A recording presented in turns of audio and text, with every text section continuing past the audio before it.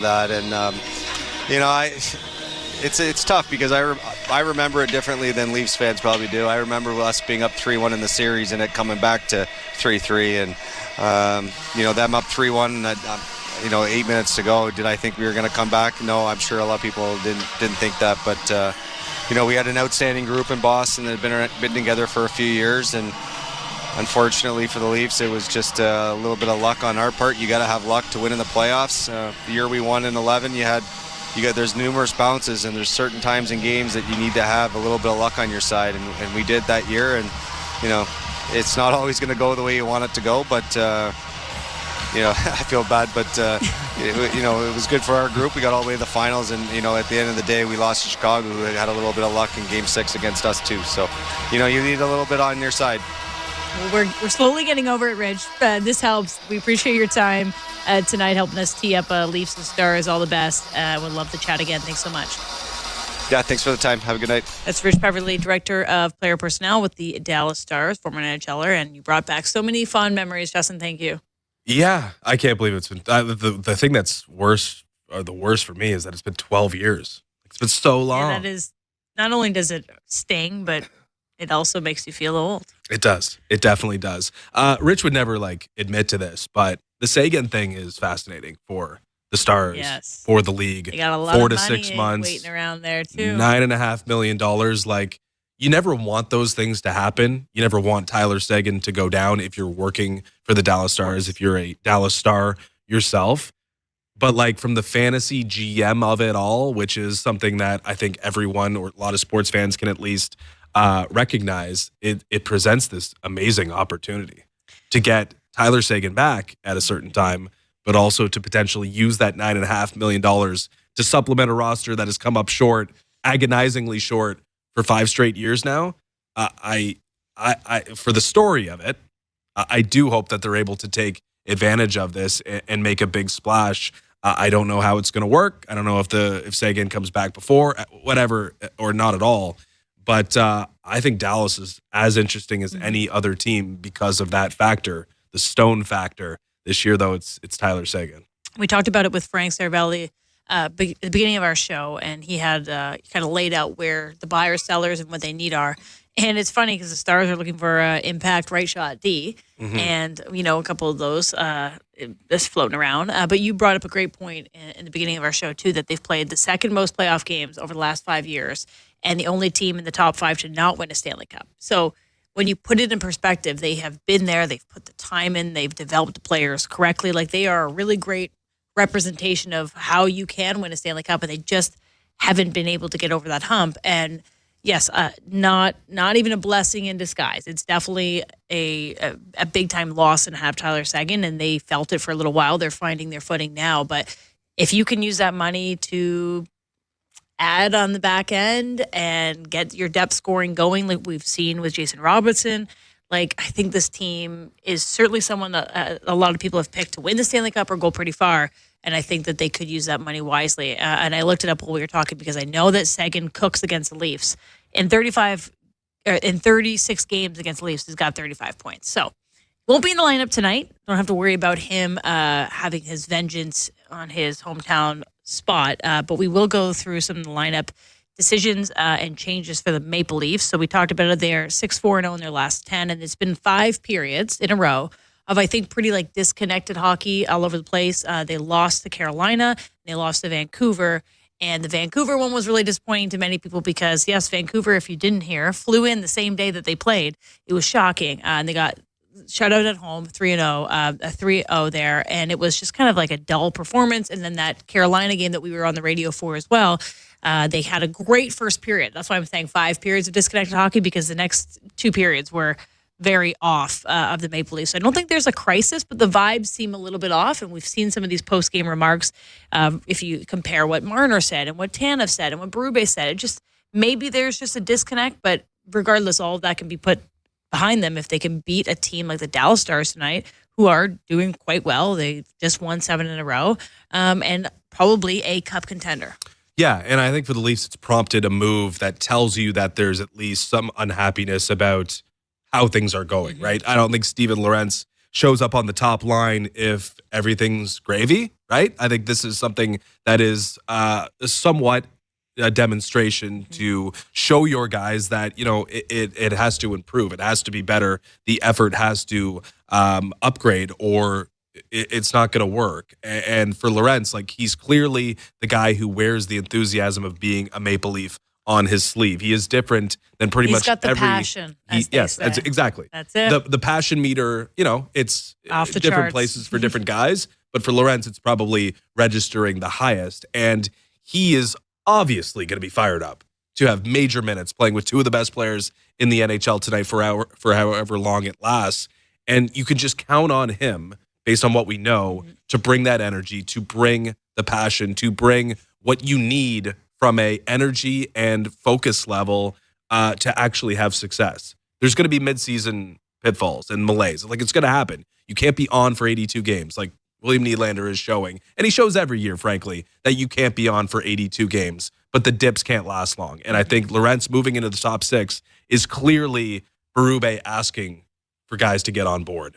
It's not going to last forever, but I'm excited to see it tonight because I do think it'll be a shot in the arm for this group. I think that leads perfectly into our key to victory, which is brought to you by your Ontario Honda dealers. Get home ice advantage on every drive with the new Civic Hybrid, proudly made in Ontario, available now at your Ontario Honda dealer. Yeah, I've revealed my hand a little bit. And then you might have revealed my player to watch, but yeah, that's whatever. That's too bad. But it's to play with Steven Lorentz's unbridled enthusiasm. Like, if you could all do that, if you could all harness what I expect from Lorentz tonight, then you're going to be in a pretty good spot. Like, it's difficult, right, to match the energy level of someone who is in a different position than that of Mitch Marner, than that of William Nylander, who is kind of just happy to be here in some sense, despite being more accomplished at the NHL level than pretty much anyone on the Toronto Maple Leafs, given that he has a cup ring in his home. But I still think it can be something that wears off. And if guys match that energy level with all the talent in the world, then you're going to have good results. I hope Lorentz's impact can be pretty widespread, and if not widespread, at least on that top line with Matthews and Marner. Yeah, I think it's going to be fun to watch. And, it's not like it's his first opportunity to play with the Leafs. Obviously we've heard his whole backstory. I think he's gotten the nervousness out, but I'm sure waking up knowing that you're going to be on the top line at the team you kind of grew up loving, it's exciting for him. So I'm looking forward to seeing. He might just get his helmet stuck in the glass. Yes, that was funny when he did that. Do you want to give the forward line or the Leafs lines at least? Because we're going to take a break, and I'll do my player to watch on the other side of the break. Sure. And it's probably Steven Lorentz. The lines as expected tonight: Steven Lorentz, Austin Matthews, and Mitch Marner. Second line: Matthew Nyes, John Tavares, and William Nylander. The third line will be Bobby McMahon, Max Domi, and Nick Robertson. Another opportunity for that unit to show that it can last and stick. And Connor Dewar, David Kampf, and Ryan Reeves, who's still looking for a fight. Yeah, a great article on the fourth line on Sportsnet with Luke Fox, where he's straight up said, I would like a fight. It's the longest I've been without one. I would like one. That's what I'm here for. So maybe we see one tonight. Maybe. And on the blue line, Oliver Ekman-Larsson, in the absence of Jake McCabe, will be on the top unit with Chris Tanev, Morgan Riley, and Philippe Myers, and Simone Benoit and Connor Timmins, with Joseph Wall starting across from his buddy, Jake Ottinger, and what will be an interesting goaltending matchup among young U.S. netminders. And Leafs beat the Stars earlier this season. It wasn't his best showing, Ottinger, but it was a 5-3 game. Yeah, that's correct. This is I don't think going to be high scoring. Knock on wood. I mean, knock on wood. I guess I'll take some goals. I would like some goals, but Dallas has the second least goals against in the entire league with 104. Leafs have 124, which makes them 13th. So it doesn't seem like that much, 20 goals, but it gets them about middle in the pack. But Dallas definitely great goaltending is a part of that, but shut down defensively is certainly a reason why they're not allowing a lot of goals. Last time it was 5-3. I don't think that's a characteristic of a Dallas Stars hockey game, so we'll see what comes from that. But yeah, I think there's a lot going into tonight. I think there's a lot of people that want to prove people right or wrong. The Robertson thing is very interesting. I know the Dallas Stars were talking about it. Their head coach was saying, well, we need our Robertson to outplay their Robertson. Which has been hard as of late because Jason Robertson has been red hot. He's got 22 points in the last 20 games, helping propel the Stars to this point. But you know how Nick Robertson likes to play against his brother. He's done quite well in these matchups. So between the Robertsons, maybe we'll see that quiet game come to life. Yeah, we joke about seeing goals, but it would be nice to see fewer if you're a fan of the Maple Leafs because, you talked about Dallas being such a good team in terms of goals against. The Leafs were once right in that conversation, but since December 1st, a date I reference a lot, the Leafs are a bottom 10 team in goals allowed. It's something they got to clean up, and it's not on Joseph Woll, who's had, it's been a little rocky lately. But this team has to clean it up defensively if they're going to get back to what they were, which was the team that was winning because it was giving up less. All right. We'll take a quick break. On the other side, we'll give you our player to watch. You know what? I have a couple bonus players to watch this time. You might, because there's been a lot of Lorentz talk here. I'll find a way to give you 3 players to watch. How about that? And we'll get you set for Puck Drop. You're listening to Molson Leafs Hockey on Sportsnet 590, The Fan, and the Maple Leafs Radio Network.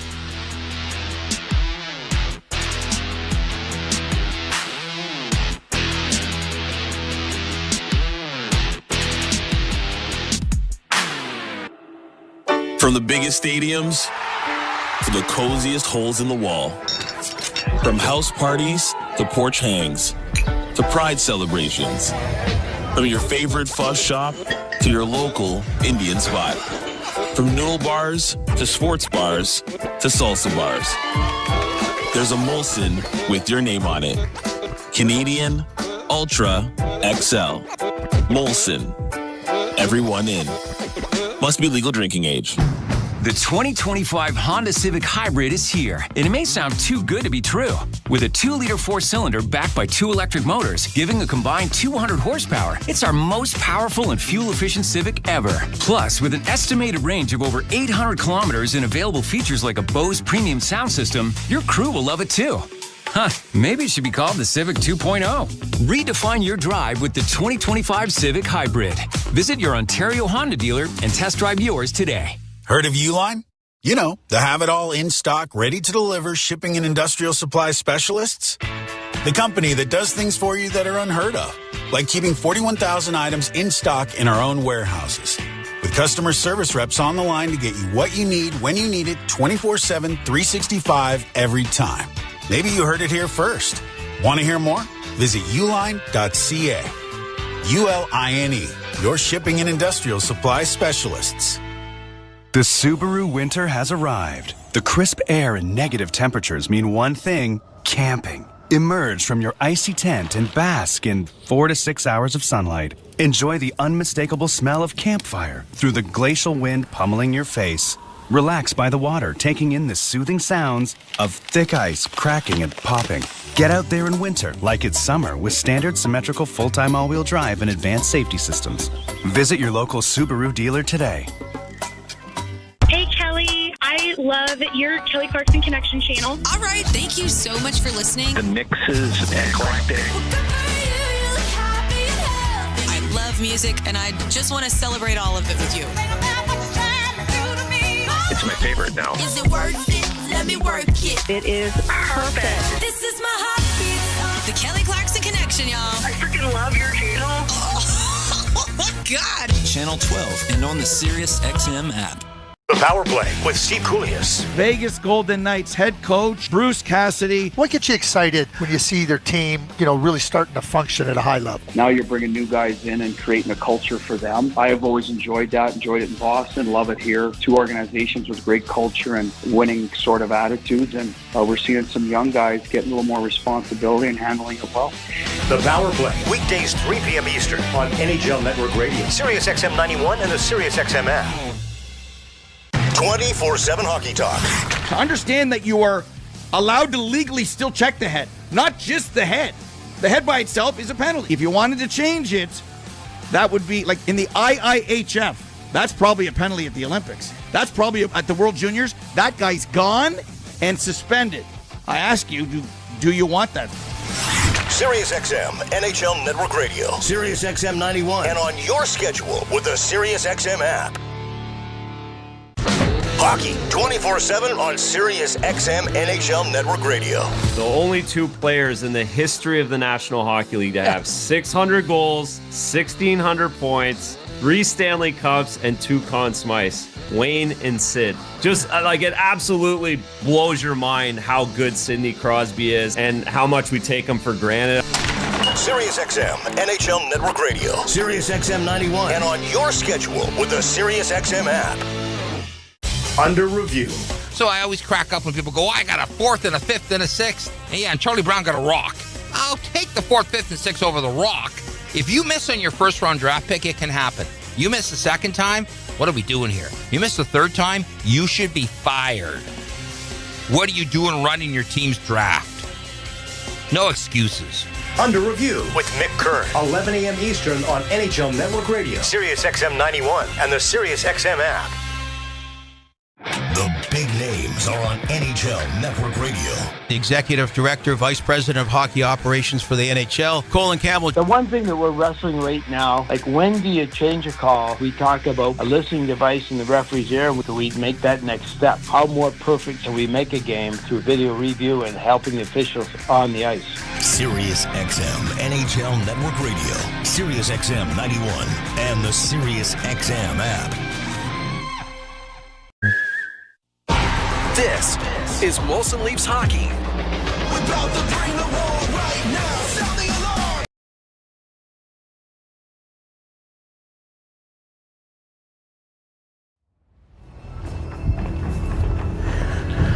alarm. What's up, insiders? Thank you for hanging out with us tonight for the Leafs and the Devils. It's going to be a lot of fun. I am in Florida, moving offices.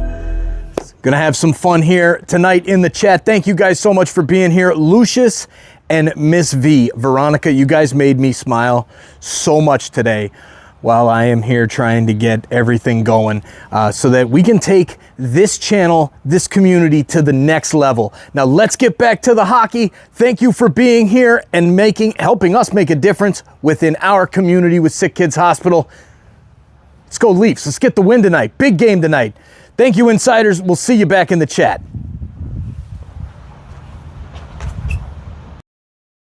Now, so these opportunities or these games present an opportunity where you can kind of change the way everything feels. And a win over the Dallas Stars would certainly get the Maple Leafs back on track. All right. I have a player to watch for you. I'll tee it up. A player to watch presented by Bet365. Whatever the moment is never ordinary at Bet365. Must be 19 plus. Ontario only. Play responsibly. Visit ConnexOntario.ca. Who do you got? Okay, well, I'll give you a few because we kind of cheated and gave you Lorentz in the last block. So Steven Lorentz is my official player to watch, plus 550 for a goal, 65-1 to score 2 goals. He's been promoted to the top line beside Mitch Marner and Austin Matthews. He's going to be fired up Top line tonight. Stevie. So I 65-1 is a number. I know. I put somebody on the 65-1. Let's go. Second bonus player to watch because I'm in the giving mood. Nick Robertson, plus 550 for a goal. 65-1 for 2+ goals from Nick Robertson. He loves playing against the Dallas Stars and his brother Jason. He's got 4 points in 5 games played against the Stars. That's 3 goals and 1 assist. In reflection, Jason Robertson doesn't cook as much as his brother against his friend. He's got 8 games played against the Leaf, 0 goals in those 8 games. But he's been red hot, 22 points in the last 20 games. I don't want to give you a Dallas Star to watch, but I'm just giving you a little bit of context. And then finally, I just think there's some motivation behind, obviously, Chris Tanev, as we mentioned, because he used to play for this team, and he's probably the missing piece to this team. And Mitch Marner as well, because he kind of got roasted a little bit online for his post-game remarks against the Vancouver Canucks, where he said that he thought the team played well. So I just think there's a little motivation between Chris Tanev and Mitch Marner tonight, but I won't make them my official players to watch. Yeah, but we're going to be watching them, right? We will. We definitely are going to be watching them again. To play like Steven Lorentz, if that could be widespread. Again, you can't bottle a Steven Lorentz, but I hope that he can have a really positive impact inside the top 6 and bring a different dynamic because things, frankly, have felt a little stale of late for the Toronto Maple Leafs. All right, Leafs and Stars on the other side of the break. You'll hear Joe Bowen and Jim Ralph, who will get you set for Puck Drop. You're listening to Molson Leafs Hockey on Sportsnet 590 The Fan and the Maple Leafs Radio Network. The road to Super Bowl 59 in New Orleans is on Sirius XM. Mahomes in the pocket, floats a pass near side. He's got the touchdown! Right along with NFL radio leading up to the divisional round as their panel of experts discuss the matchups. Jaden Daniels is unbelievable. He can throw from the pocket. You want to scramble? We'll take the game over. He can do that too. Catch exclusive coverage of the NFL playoffs on Sirius XM NFL Radio Channel 88 and on the Sirius XM app. The Power Play with Steve Koulias. Vegas Golden Knights head coach Bruce Cassidy. What gets you excited when you see their team, really starting to function at a high level? Now you're bringing new guys in and creating a culture for them. I have always enjoyed that, enjoyed it in Boston, love it here. Two organizations with great culture and winning sort of attitudes, and we're seeing some young guys getting a little more responsibility and handling it well. The Power Play, weekdays 3 p.m. Eastern on NHL Network Radio, Sirius XM 91 and the Sirius XM app. 24/7 hockey talk. To understand that you are allowed to legally still check the head, not just the head. The head by itself is a penalty. If you wanted to change it, that would be like in the IIHF. That's probably a penalty at the Olympics. That's probably at the World Juniors. That guy's gone and suspended. I ask you, do you want that? Sirius XM, NHL Network Radio, Sirius XM 91, and on your schedule with the Sirius XM app. Hockey 24/7 on Sirius XM NHL Network Radio. The only two players in the history of the National Hockey League to have 600 goals, 1,600 points, 3 Stanley Cups, and 2 Conn Smythes. Wayne and Sid. Just it absolutely blows your mind how good Sidney Crosby is and how much we take him for granted. Sirius XM NHL Network Radio, Sirius XM 91, and on your schedule with the Sirius XM app. Under review. So I always crack up when people go, I got a 4th and a 5th and a 6th. And Charlie Brown got a rock. I'll take the 4th, 5th, and 6th over the rock. If you miss on your first-round draft pick, it can happen. You miss the second time, what are we doing here? You miss the third time, you should be fired. What are you doing running your team's draft? No excuses. Under Review with Mick Kerr, 11 a.m. Eastern on NHL Network Radio, Sirius XM 91, and the Sirius XM app. The UEFA Champions League is back on Sirius XM FC, and this year it's bigger than ever. Absolutely ridiculous from Real Madrid. Merseyside magic from Mo Salah. Now with more matches featuring soccer's most iconic clubs as they battle it out for European supremacy. What a start for Inter! Haaland scores the hat-trick! From the league phase to the final, the Champions League is on Sirius XM FC 157 and the all-new Sirius XM app. The big names are on NHL Network Radio. The Executive Director, Vice President of Hockey Operations for the NHL, Colin Campbell. The one thing that we're wrestling right now, when do you change a call? We talk about a listening device in the referee's ear. Do we make that next step? How more perfect can we make a game through video review and helping the officials on the ice? Sirius XM NHL Network Radio, Sirius XM 91, and the Sirius XM app. Ray Hudson here with an important announcement. You can listen to your favourite Sirius XM FC shows on the all-new Sirius XM app, now available for all subscribers. Leafs and the Dallas Stars complete their 2-game regular season meetings here this evening after the Leafs had beaten the Stars down in Dallas earlier in the season. And the technicians of the Tangled Twine brought to you by Molson. Molson, everyone in. Joseph Wall is 14-7-0 this year, 2.58. He is 2-0-0 lifetime against the Stars, beating his U.S. developmental program co-goaltender Jake Ottinger in those games. Ottinger is 21-9-1 though this year with a 2.35 goals against average and a .910 save percentage. And the first period brought to you by Bet365. Whatever the moment, it's never ordinary at Bet365. Must be 19 plus. Ontario only. Play responsibly. Visit ConnexOntario.ca. Teams are at center ice. Leafs to the right. Dallas to the left. The puck is dropped and we are nicely underway as it's shot down into the Dallas zone. Brown on the boards, tipped out at center, cut off there by Nylander. Worked against the boards, can't get it into the zone. Punched by Wyatt Johnson to the Leaf blue line, and it's grabbed there by Philip Myers, who just plays it to the line and then gets it in over the line. The Leafs trying to play it in front of the net. A bouncing puck is then swiped into the corner by Dallas. Riley getting it back to Myers, and he drills it right into the stick of Ottinger. No traffic in front. Left wing side now for Nyes. Got it in along the boards. Played out at center. Now here are the Stars with a 3-on-2, but it's completely bogged down because Hintz fell down at the blue line and slid about 5 feet offside. Everybody had to patiently wait for him to get back on his skates. Leafs get it down into the Dallas zone. Punched along the wall by Lindell. Cut off by the Leafs. Lindell gets it again, and it's cleared out into the center ice area. Dallas can't get in over the line. They'll backhand it just over the blue line now, and here's Tanev, former Star, dropping it back. He'll get a return pass from Oliver Ekman-Larsson. Up ahead off the stick of Domi and down into the zone it goes. Played back along the wall. Stars get it to the blue line and just out. Then played right back in again by Toronto. Now fed in over the line by Bork. Round back of the net, the Leafs after the puck in their own zone. Domi trying to chop it along and does. Gets it up on the wing, and Bobby McMahon gets it to Nick Robertson, who will send it into the Dallas Stars zone. Robertson's been pretty good against his brother and the Stars over the years. I think the first game they played, didn't he have the overtime winner? Yes, he did. And against the boards, puck comes free out into the slot, picked off there by Bork. And the Stars will try to get it into the Leaf zone, but have it knocked down. Quickly coming back the other way is Riley, who'll shoot it in. Reeves back into the lineup here tonight. Plays it into the far corner for David Camp. Dewar into support. That has the puck wedged up against the boards over on the far side. Dug free now by the Dallas Stars. Reeves gets another hit in. And so does Dewar, knocking his man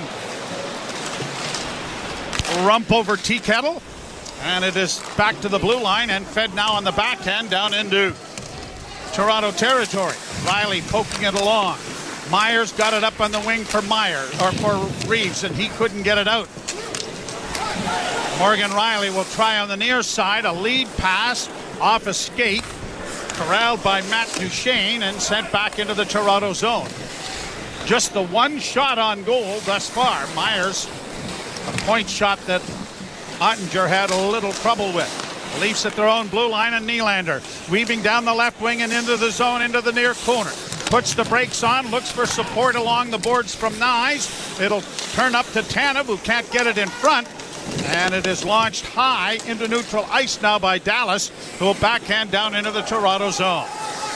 Tanev ringing the boards with it on the far side to Nylander. Plays it ahead off a skate.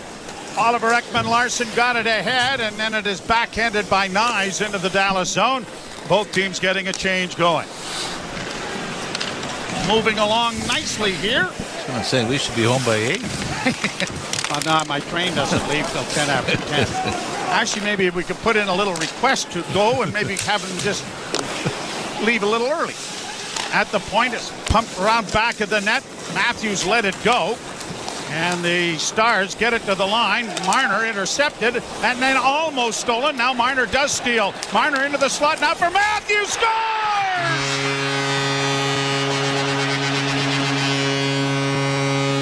Did he have a square about 3 inches square just above the shoulder and below the posts to find the back of the net? Maybe smaller. Didn't have to spare a square, did he? No.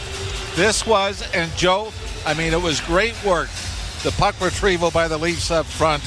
Miro Heiskanen, I'm sure, would like to have another opportunity to get it out as he gets stripped of the puck. But this might be one of the few goals we've seen from Austin Matthews this year with that shot. And certainly he's found other ways to score, but this was that bullet. Just a flick of the wrist up under the crossbar, short side on Jake Ottinger to give the Leafs the 1-0 lead. Would you agree? Absolutely. I mean, maybe somebody's got, highlights and everything that haven't registered with me, but that's one thing I've found with Austin Matthews. We haven't seen a lot of those. Played along the boards and down in around back of the net. Mitch Marner's going to pick up an assist. That's 699 points for the Leafs winger. As the pass comes in over the line for Domi. Domi chips it along and around back of the net, out of the reach of Bobby McMahon. Robertson tries to free it up. Now Domi knocks it down, then he's tripped, and there's going to be a penalty here to Dallas. Now, in fairness, once Max thought he was going down, he sort of did the in-turn.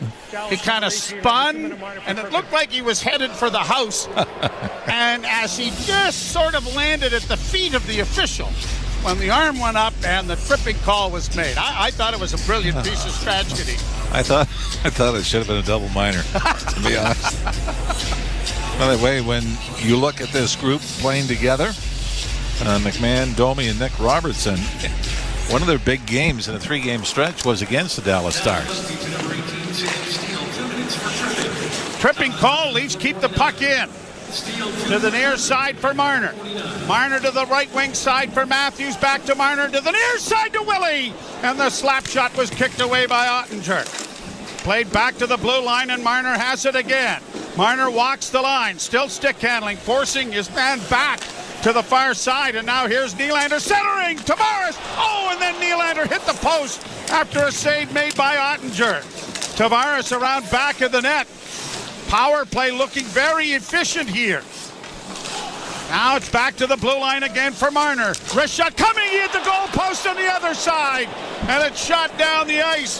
Hey, I'll take this every Sunday until the end of the year if the Maple Leafs could come away with a power play that looked that effective. Well, it was a 5 forwards again, but Dallas very aggressive on the penalty kill, which means move the puck quickly, and somebody should be open, and the Leafs were able to execute. Pass to the near side for Robertson in front of the goal, and Domi's shot went off a stick and went wide. Robertson keeping it alive on the near boards for the Leafs. Spins it back to Morgan Riley.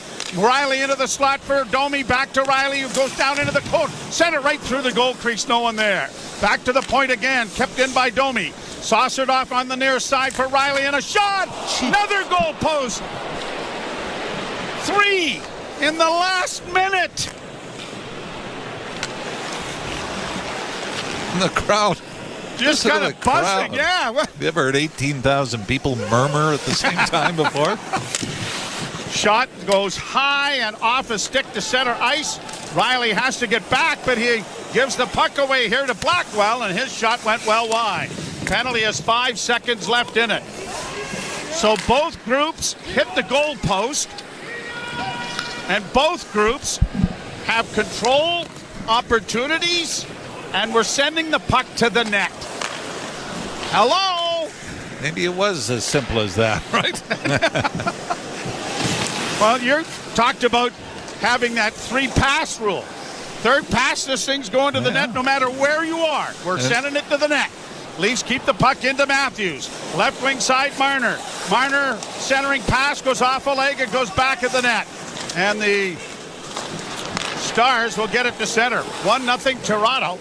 And it easily could have been 3. A goal post when they were at even strength, and 2 more when they had the man advantage. Here's Marner trying to make a little flip pass, and it was blocked, and then when he touches it, it is offside. So a quick start for the Maple Leafs and a 1-0 lead. Matthews from Marner is the scoring play, and you're listening to Molson Leaf Hockey on Sportsnet 590, The Fan, and the Maple Leafs Radio Network. Are you ready to thrive in 2025?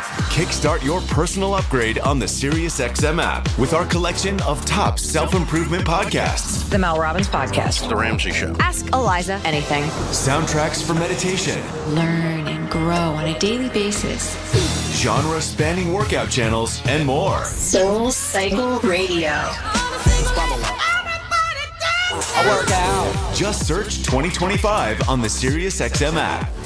The Power Play with Steve Koulias. Vegas Golden Knights head coach Bruce Cassidy. What gets you excited when you see their team, really starting to function at a high level? Now you're bringing new guys in and creating a culture for them. I have always enjoyed that, enjoyed it in Boston, love it here. 2 organizations with great culture and winning sort of attitudes, and we're seeing some young guys getting a little more responsibility and handling it well.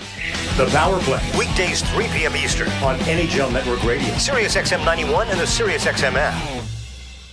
The UEFA Champions League is back on SiriusXM FC, and this year it's bigger than ever. Absolutely ridiculous from Real Madrid. Merseyside magic from Mo Salah. Now, with more matches featuring soccer's most iconic clubs as they battle it out for European supremacy. What a start for Inter. Haaland scores the hat-trick. From the league phase to the final, the Champions League is on Sirius XM FC 157 and the all-new Sirius XM app. Join me, Gord Stellick, and Scott Laughlin as we recap the night that was on NHL Morning Skate, weekday mornings at 7 a.m. Eastern on NHL Network Radio, Sirius XM 91. Radio Network. Andrew Adams is back at Command Central, along with, we got Andrew here again. Always good to see Andrew. I don't know what Andrew does. He sits there, he has nothing in front of him. A couple of drinks. No, it's been here for watching years. The game. I didn't even know what his name was until the night. Nice fellow. That's not nice true. and nice. That's fellow. not true. Sent high into the Toronto zone, forcing Tanev back. He sends it back into neutral ice. And the Stars on the far side with Jamie Benn waiting for teammates to get onside. Gets it on the wing for Lyubushkin. He couldn't get a shot through, and the Leafs come away with the loose puck in the near corner. But that's drawn a crowd. Stars get it back to the point. Lyubushkin sends it off a skate. Oh, what a save by Wall. That was going 30 feet. No, 27 and a half feet wide.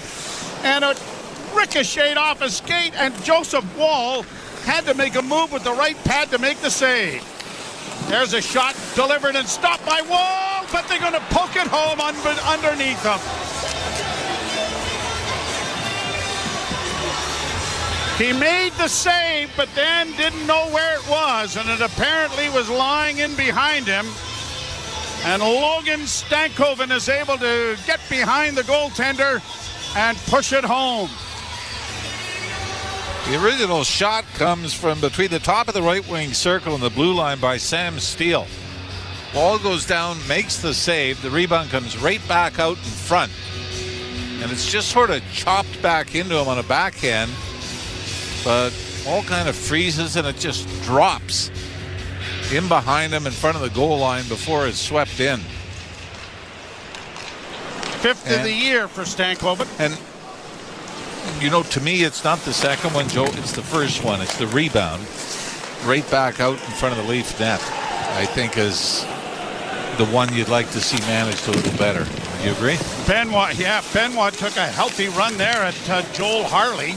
Puck in the Toronto zone. Back to Harley at the point. Shot went high and wide of the Leaf goal. Did that tear him off the post?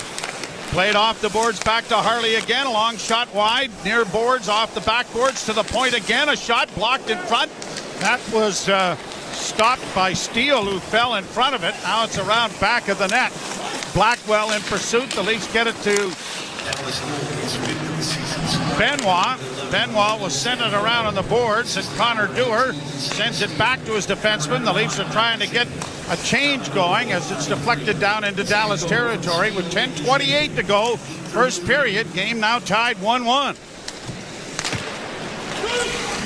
Played into the Leaf zone, out of the net. Wall to tuck it around to the far boards. It comes back to the point, fed back behind the goal once more. Or at least Myers got there to disrupt the attack. The puck comes back into the slot and is poked out at center ice. Shot by Lindell back into the Toronto end. Myers getting a bouncing puck to behave before getting it off to his defense partner, Morgan Riley, on a pass ahead that McMahon could not handle. Turns into an icing, and it's coming back into the Toronto zone. Game tied 1-1. We are halfway through the first period. This almost feels like the Carolina game, doesn't it? Leafs have a power play, opportunities early. They score first, they hit some posts, and then in a flash, the game is evened up back the other end. Steele and Duchesne getting the assists on the Dallas goal. Stars win the face-off. Heiskanen with a backhand, and that's knocked down by Wall. There's a loose puck in the goal crease, and it's cleared away finally into the far corner. Stars keep it in, though. Puck along the boards, broken up nicely, and now Marner starts away for Toronto. He'll get to the red line and chip it into the left wing corner. Line mates are coming over the boards to join him. Played up on the wing, and Matthews got there to keep it in. Marner will chase after Heiskanen to try and come up with it. Heiskanen banks it off the glass, and it'll go to center ice, forcing Tanev back into his own zone.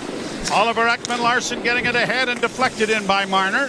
Ottinger out of the cage to play around on the boards. Leafs get it to the line, and it's going to poke its way into the center ice area. Tanev for Oliver Ekman-Larsson. Up ahead for Nylander. Left wing side for Lorenz. His shot is into the glove of Ottinger.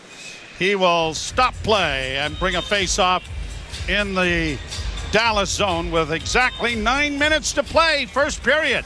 Leafs 1 and the Dallas Stars 1. You're listening to Molson Leaf Hockey on Sportsnet 590 The Fan and the Maple Leafs Radio Network. Heard of Uline? You know, the have-it-all in-stock, ready-to-deliver shipping and industrial supply specialists. The company that does things for you that are unheard of, like keeping 41,000 items in stock in our own warehouses. With customer service reps on the line to get you what you need when you need it 24/7, 365 every time. Maybe you heard it here first. Want to hear more? Visit uline.ca. ULINE, your shipping and industrial supply specialists. Ah, at last, the Subaru winter is here. It's the perfect weather for the beach. Feel the sun's rays on the small amount of skin peeking out of your ski mask. Put on your beach puffer and hear the sound of the waves crashing over the chatter of your teeth. Get out there in winter like it's summer with standard symmetrical full-time all-wheel drive and advanced safety systems. Visit your local Subaru dealer today. Overture the app and see why it's never ordinary at Bet365. Must be 19 or older, Ontario only. Please play responsibly. If you or someone you know has concerns about gambling, visit connectsontario.ca.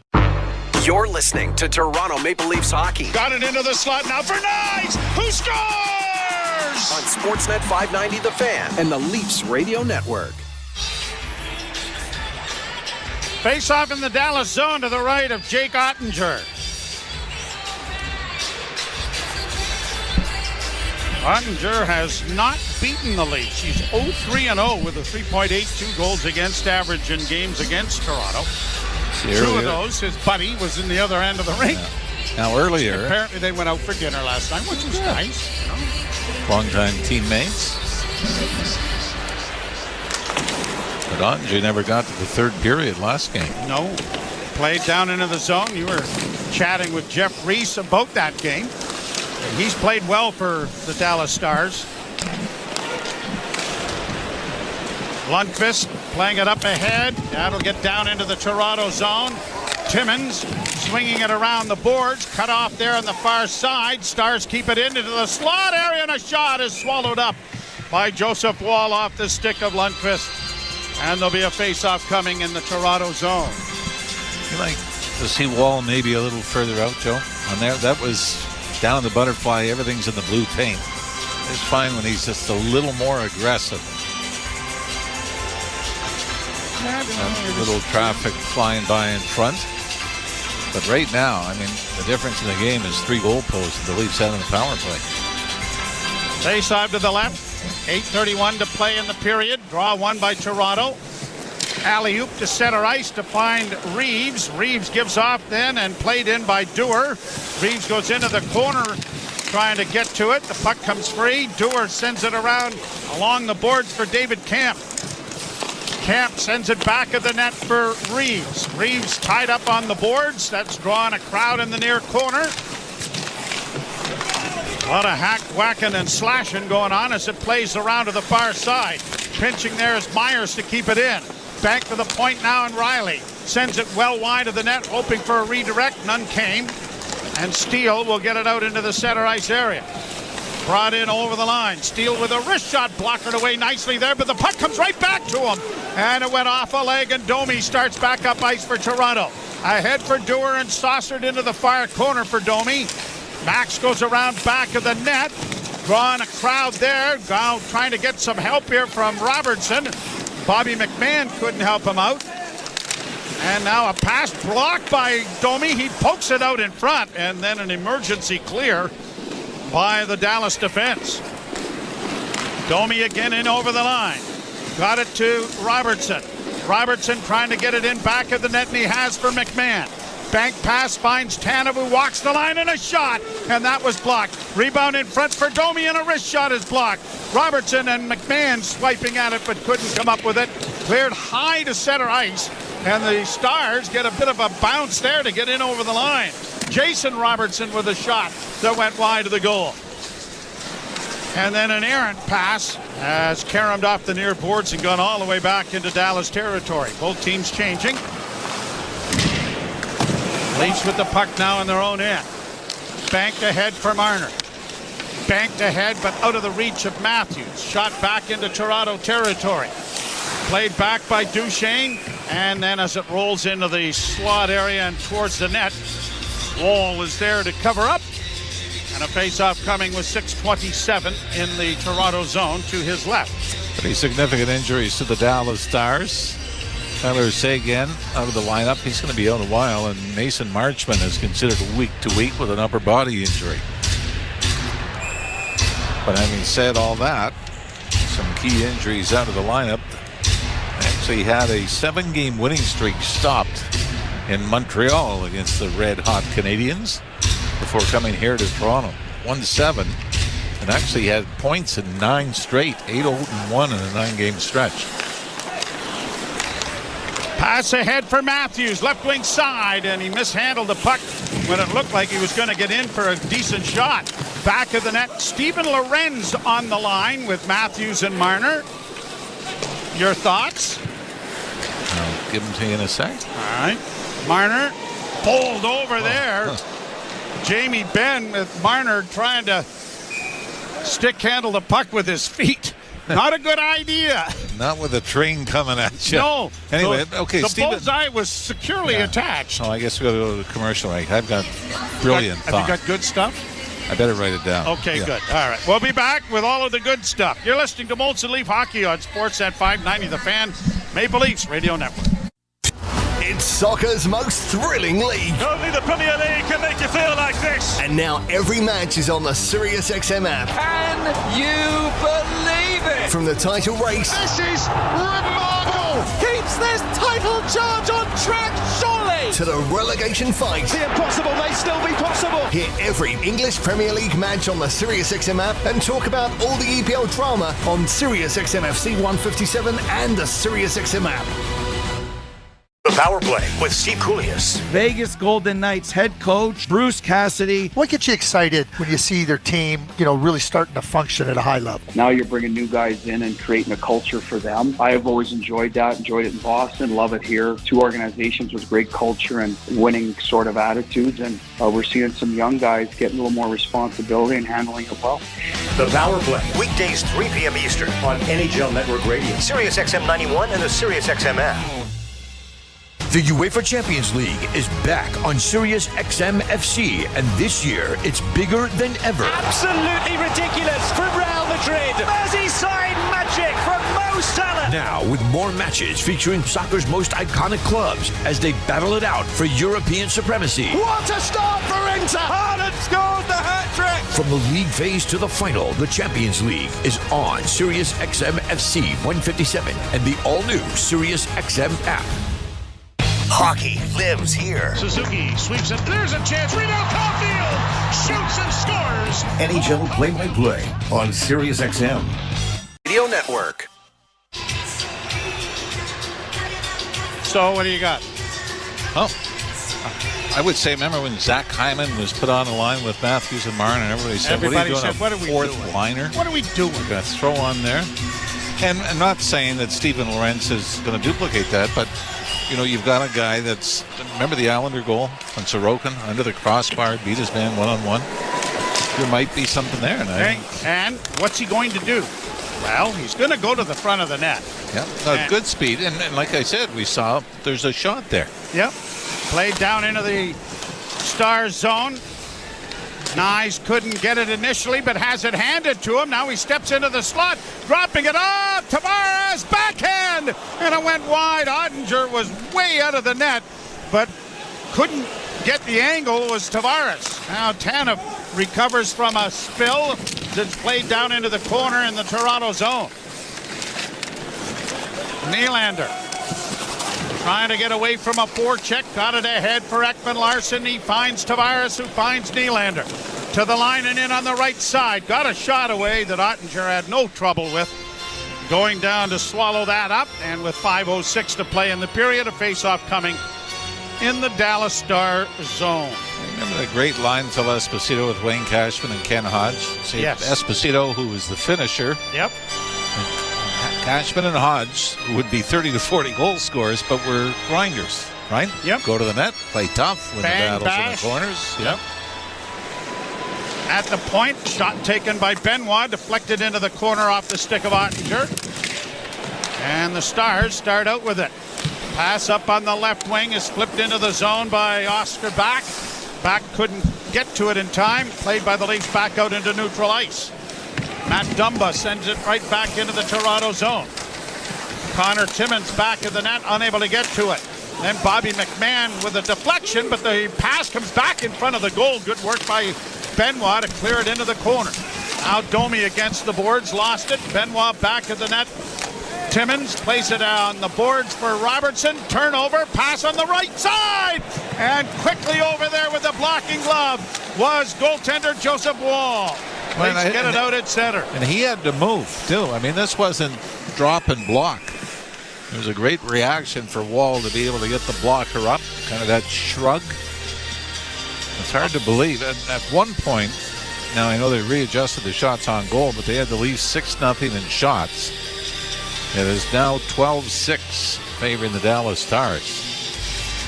A 1-1 game. The Leafs have the only power play so far on the night. Now, there were 3 goal posts. Yep. So you could add that maybe to that total, could you not?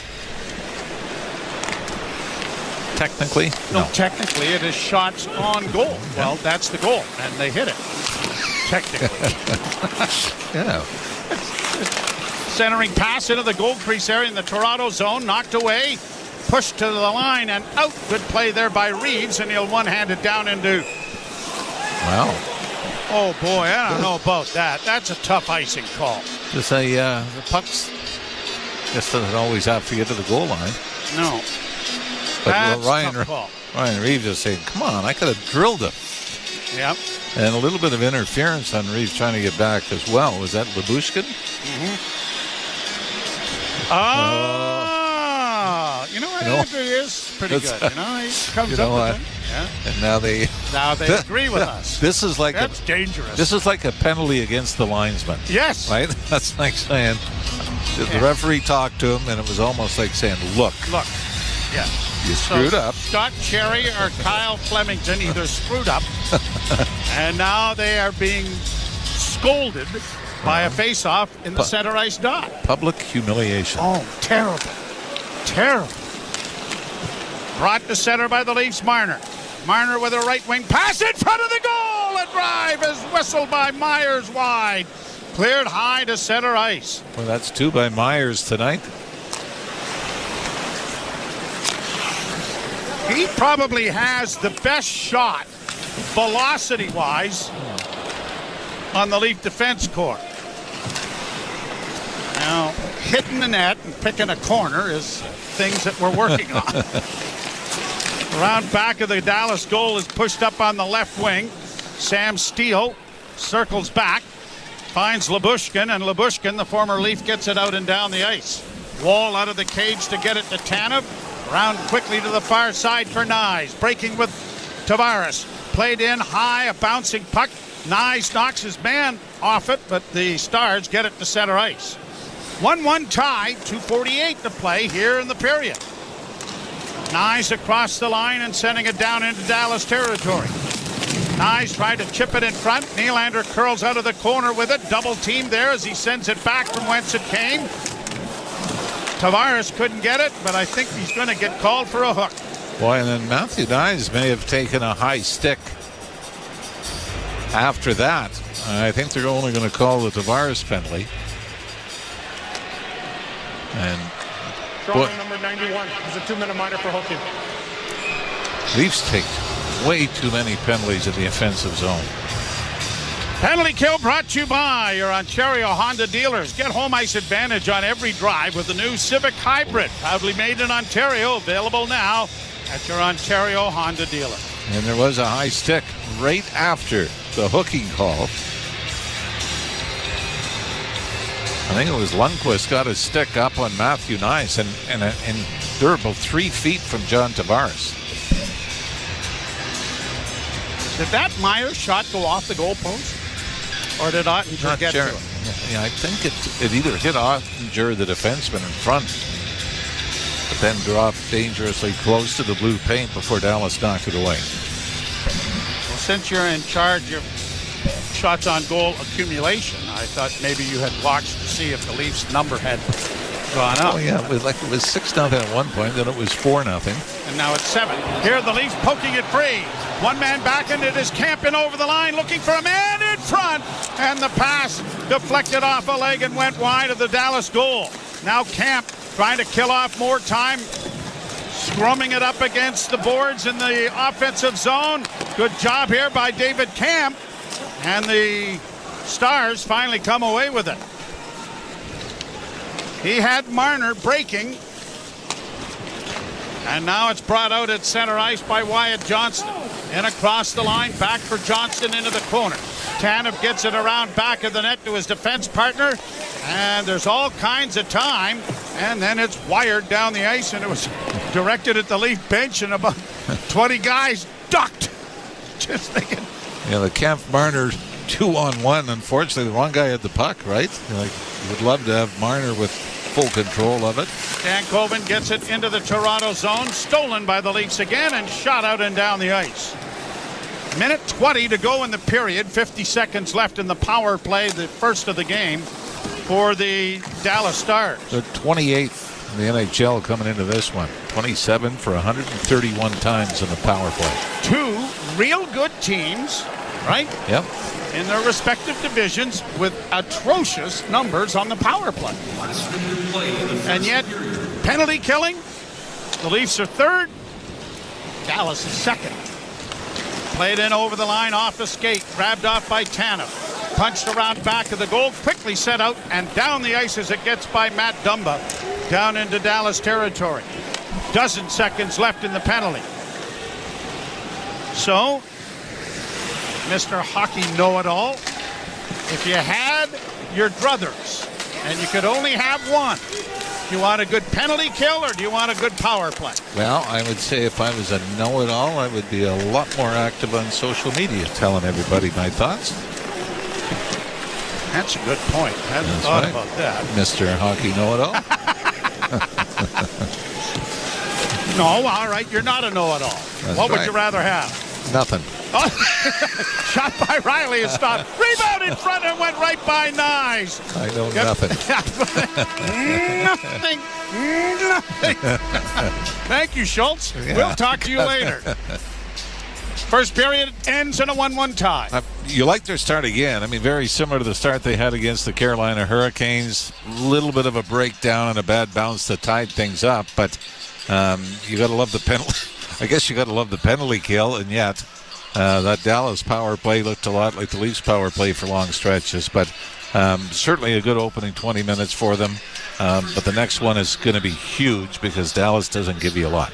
8 shots, 3 goal posts for the Maple Leafs. The Dallas Stars had a dozen on Joseph Wall. We'll step aside. Ailish Forfar and Justin Cuthbert coming your way. A 1-1 tie. The Stars and the Leafs after 20 minutes of play. You're listening to Molson Leaf Hockey on Sportsnet 590 The Fan and the Maple Leafs Radio Network. Everybody that be living it up, we said. Yo, what's up? It's Sirius XM Fly. I can't come to the phone right now because I'm over on channel 50 playing those 90s. What's my name? Let's flip the track, bring the old school back. And 2000s hip hop and R&B throwbacks. Down, flip it and reverse it. Commercial free, 24/7. Pull up channel 50 and at home with Sirius XM on your phone, computer, Alexa, TV, or other internet connected devices. Holla. The Power Play with Steve Koulias. Vegas Golden Knights head coach Bruce Cassidy. What gets you excited when you see their team, really starting to function at a high level? Now you're bringing new guys in and creating a culture for them. I have always enjoyed that, enjoyed it in Boston, love it here. Two organizations with great culture and winning sort of attitudes, and we're seeing some young guys getting a little more responsibility and handling it well. The Power Play, weekdays 3 p.m. Eastern on NHL Network Radio, Sirius XM 91 and the Sirius XM app. 24/7 hockey talk. To understand that you are allowed to legally still check the head, not just the head. The head by itself is a penalty. If you wanted to change it, that would be like in the IIHF. That's probably a penalty at the Olympics. That's probably at the World Juniors. That guy's gone and suspended. I ask you, do you want that? Sirius XM NHL Network Radio, Sirius XM 91, and on your schedule with the Sirius XM app. Hockey 24/7 on Sirius XM NHL Network Radio. The only two players in the history of the National Hockey League to have 600 goals, 1,600 points, 3 Stanley Cups, and 2 Conn Smythes. Wayne and Sid. Just it absolutely blows your mind how good Sidney Crosby is and how much we take him for granted. Sirius XM NHL Network Radio, Sirius XM 91, and on your schedule with the Sirius XM app. Under review. So I always crack up when people go, I got a 4th and a 5th and a 6th. And Charlie Brown got a rock. I'll take the 4th, 5th, and 6th over the rock. If you miss on your first round draft pick, it can happen. You miss the second time, what are we doing here? You miss the third time, you should be fired. What are you doing running your team's draft? No excuses. Under review with Mick Kerr, 11 a.m. Eastern on NHL Network Radio, Sirius XM 91, and the Sirius XM app. The UEFA Champions League is back on Sirius XM FC, and this year it's bigger than ever. Absolutely ridiculous from Real Madrid. Merseyside magic from Mo Salah. Now with more matches featuring soccer's most iconic clubs as they battle it out for European supremacy. What a start for Inter! Haaland scores the hat-trick! From the league phase to the final, the Champions League is on Sirius XM FC 157 and the all-new Sirius XM app. The big names are on NHL Network Radio. The Executive Director, Vice President of Hockey Operations for the NHL, Colin Campbell. The one thing that we're wrestling right now, when do you change a call? We talk about a listening device in the referee's ear. Do we make that next step? How more perfect can we make a game through video review and helping the officials on the ice? Sirius XM NHL Network Radio, Sirius XM 91, and the Sirius XM app. Join me, Gord Stellick, and Scott Laughlin as we recap the night that was on NHL Morning Skate, weekday mornings at 7 a.m. Eastern on NHL Network Radio, Sirius XM 91. Leafs Radio Network. At the point, it comes around back of the net. Matthews let it go. And the Stars get it to the line. Marner intercepted and then almost stolen. Now Marner does steal. Marner into the slot now for Matthews. Scores!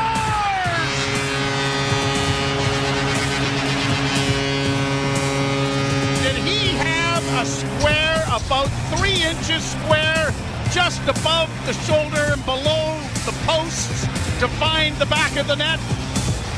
Maybe smaller.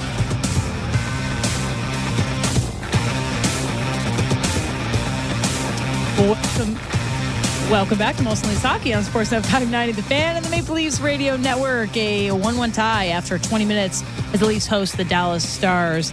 And Austin Matthews getting the Leafs on the scoreboard to start things off. A little bit of a better power play as well, but they fall to Logan Stankoven getting a goal, and we're all knotted up after 20. Yeah, the Maple Leafs had a really good power play. I think that's probably the best story you could tell about the first period. Basically, all their best work came on that power play. Couple posts. Did get a goal, as you mentioned, off the stick of Austin Matthews on really the one good chance generated on 5-on-5. If you strip away the power play minutes in that period, it was a period dominated mostly by the Dallas Stars, despite the Maple Leafs getting off to the good start there. So, yeah, it's going to have to be better in the latter 40 minutes.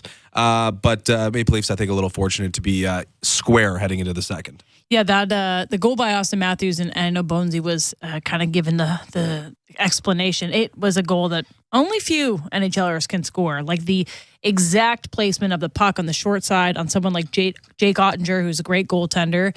That is a Austin Matthews special. Not many people are finding the space, and he finds it, gets the Leafs on the board. They've been scoring a lot of goals like first lately, which has been a nice change of pace, but allowing the Stars to crawl back into it. What I thought was interesting was, if you looked at that, started that game, and then you maybe went away for 5 or 10 minutes, came back, you would be surprised to see how lopsided the shot total was. It was like the Leafs scored, and then they allowed the Dallas Stars to claw back into it, just kind of like that last game that we were doing on the network, the Carolina Hurricanes game, where they had a great start, and then they let Carolina come back into it, and they ultimately lost that game. So it's about, starting hot, but also keeping your foot on the pedal, and I don't feel like they controlled most of that first period, although getting on the score sheet is great to start things off. Getting that power play back into some sort of rhythm is probably like utmost importance. But you can't let the team crawl back into it, and they kind of did with the Logan Stankoven goal, which was just a bunch of little rebounds that he was like, this is going in the net. I'm not allowing this not to go in the net. Yeah, didn't love the goal. Haven't had too many complaints this year about Joseph Woll, but you'd like to have him stop that one. Mm-hmm. Not that it was like a lack of effort thing, but it literally just kind of went through him. A puck that was, lightly tapped, bounding towards him. Connor Timmins meeting the stick of Logan Stankoven, and it kind of just falling in lazily to a certain extent. Didn't love the goal. Didn't love the period necessarily from Joseph Woll. And it got me for the first time in a while thinking about Anthony Stolarz. Ooh. Again, that's probably too much criticism to levy on someone who gave up just the one goal in a period dominated by the opposition for the most part. But didn't love the goal, and Joseph Woll's play has been a little bit uneven of late. Yeah, and we talked to Rich Peverly at 6:30 in our pregame show, and one thing I didn't get to ask him was about Logan Stankoven, and it's funny because then he scores. But I had done a little research because Logan Stankoven was the guy that I thought in the preseason, I was like, oh, maybe he could make a little Calder Trophy buzz, and he has not had a great season to this point. But he gets a goal. It was his first in 26 games. And I didn't know who scored at first because it was kind of like a weird rebound. But the Dallas Stars hugged him for about 20 seconds. Like, they did not let the guy go.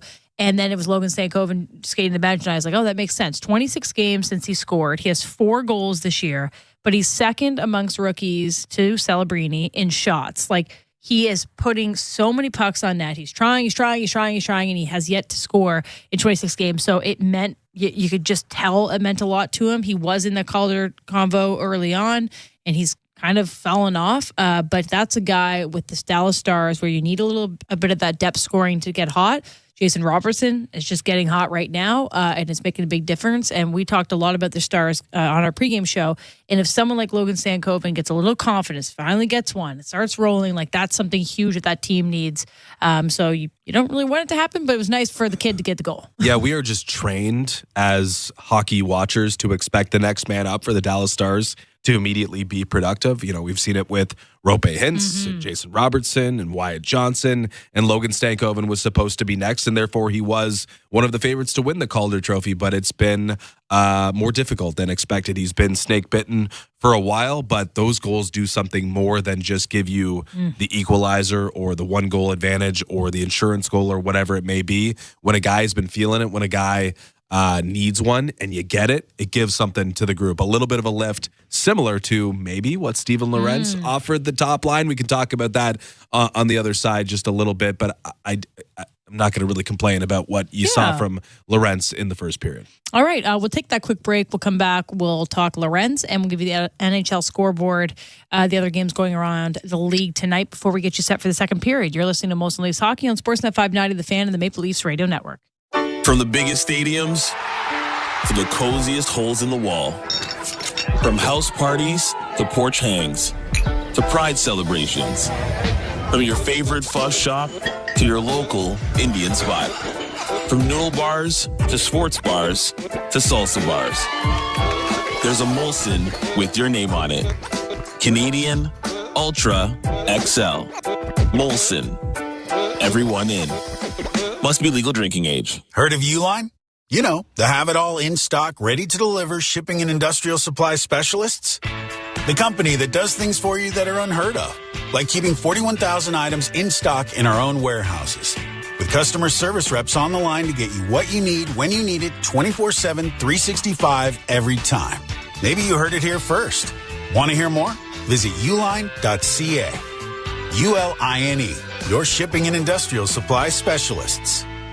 The Subaru winter has arrived. The crisp air and negative temperatures mean one thing: camping. Emerge from your icy tent and bask in 4 to 6 hours of sunlight. Enjoy the unmistakable smell of campfire through the glacial wind pummeling your face. Relax by the water, taking in the soothing sounds of thick ice cracking and popping.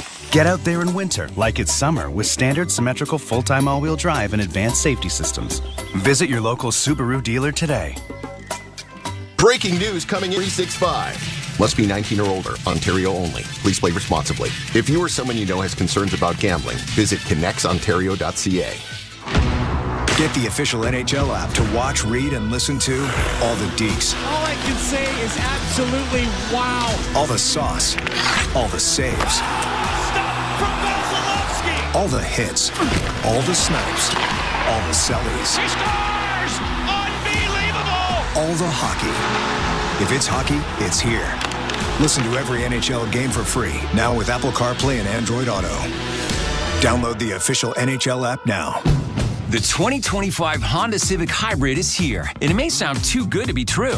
With a 2-liter 4-cylinder backed by 2 electric motors, giving a combined 200 horsepower, it's our most powerful and fuel-efficient Civic ever. Plus, with an estimated range of over 800 kilometers and available features like a Bose premium sound system, your crew will love it too. Huh, maybe it should be called the Civic 2.0. Redefine your drive with the 2025 Civic Hybrid. Visit your Ontario Honda dealer and test drive yours today. You're listening to Toronto Maple Leafs hockey. Here's a chance in front for Cam, trying to get in front of Vlad. He scores! On Sportsnet 590 The Fan and the Leafs Radio Network. Welcome back to Molson Leafs Hockey on Sportsnet 590 The Fan and the Maple Leafs Radio Network. A 1-1 tie after 20 as the Leafs host the Dallas Stars. Let's take a look around the NHL scoreboard presented by Bet365. Whatever the moment, it's never ordinary at Bet365. Must be 19 plus. Ontario only. Play responsibly. Visit connexontario.ca. It is a busy night in the NHL with 26 of 32 teams in action. There are 8 games ongoing. The Capitals have a 2-0 lead over the Anaheim Ducks. It's 1-1 the Kraken and Penguins end of 1. Bruins have a 2-0 lead early on the Lightning. Likewise for the Sharks over the Red Wings. That's also end of 1. Flyers and Blue Jackets knotted at 1. Senators and Islanders still scoreless, as well as the Panthers and the Devils. Still to come tonight, Canucks and Jets. That's a good one. Golden Knights are in Nashville to take on the Predators. Flames and Blues, Rangers and Avalanche, and the nightcap starting at 9 p.m. will be the Canadiens visiting Utah. All right, you have 20 seconds to tell me about Steven Lorentz on the top line. It's just the bare minimum to play with those 2 players, that being Matthews and Marner, is work. And Nyes is the best in terms of complementary fit, but if the work is not going to be there, then you can bring someone up in Lorentz who will do the work. And I think part of that work led to that opening goal. Yeah, he's a pretty good hustle workhorse. Not fancy, just consistent. Get in there and grind and do what needs to be done to help his line mates out. So looking forward to building on that in the second period. Austin Matthews with the goal for the Maple Leafs. Logan Stankoven for the goal for the Dallas Stars. It's a 1-1 tie after 20. Jim Ralph and Joe Bowen will have the call the second period next.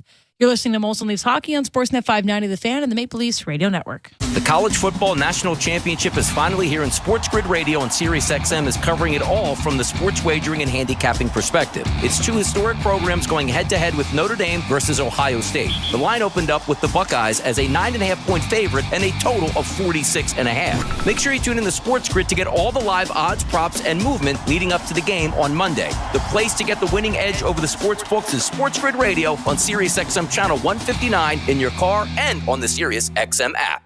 The Power Play with Steve Koulias. Vegas Golden Knights head coach Bruce Cassidy. What gets you excited when you see their team, really starting to function at a high level? Now you're bringing new guys in and creating a culture for them. I have always enjoyed that, enjoyed it in Boston, love it here. Two organizations with great culture and winning sort of attitudes, and we're seeing some young guys getting a little more responsibility and handling it well.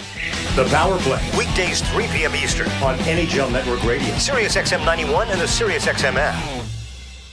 The UEFA Champions League is back on Sirius XM FC, and this year it's bigger than ever. Absolutely ridiculous from Real Madrid. Merseyside magic from Mo Salah. Now with more matches featuring soccer's most iconic clubs as they battle it out for European supremacy. What a start for Inter! Haaland scores the hat-trick! From the league phase to the final, the Champions League is on Sirius XM FC 157 and the all-new Sirius XM app.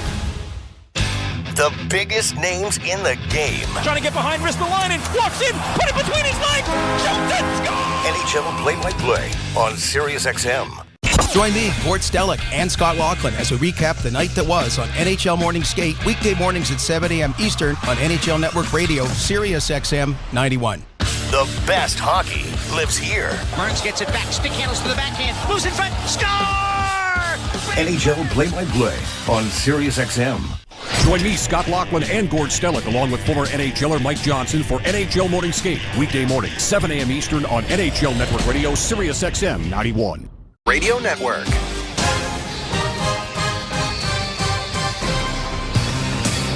Leafs won and the Dallas Stars won after 20 minutes of play at Scotiabank Arena. Leafs in the midst of 3 and 4 games that are on home ice. Am I right about that? I might not be. I think not. They're home on Thursday. I believe we're in Montreal on Saturday and then home on Monday.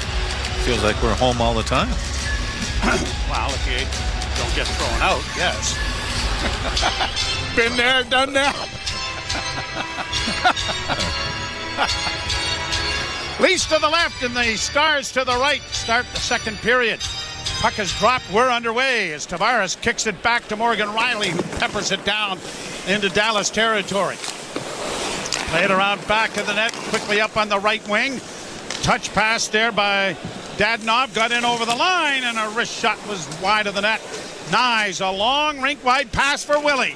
Nylander with one man back, stops up in the circle, drops it off. Myers trying to center, and Ottinger came out and sprawled and knocked it back into the corner.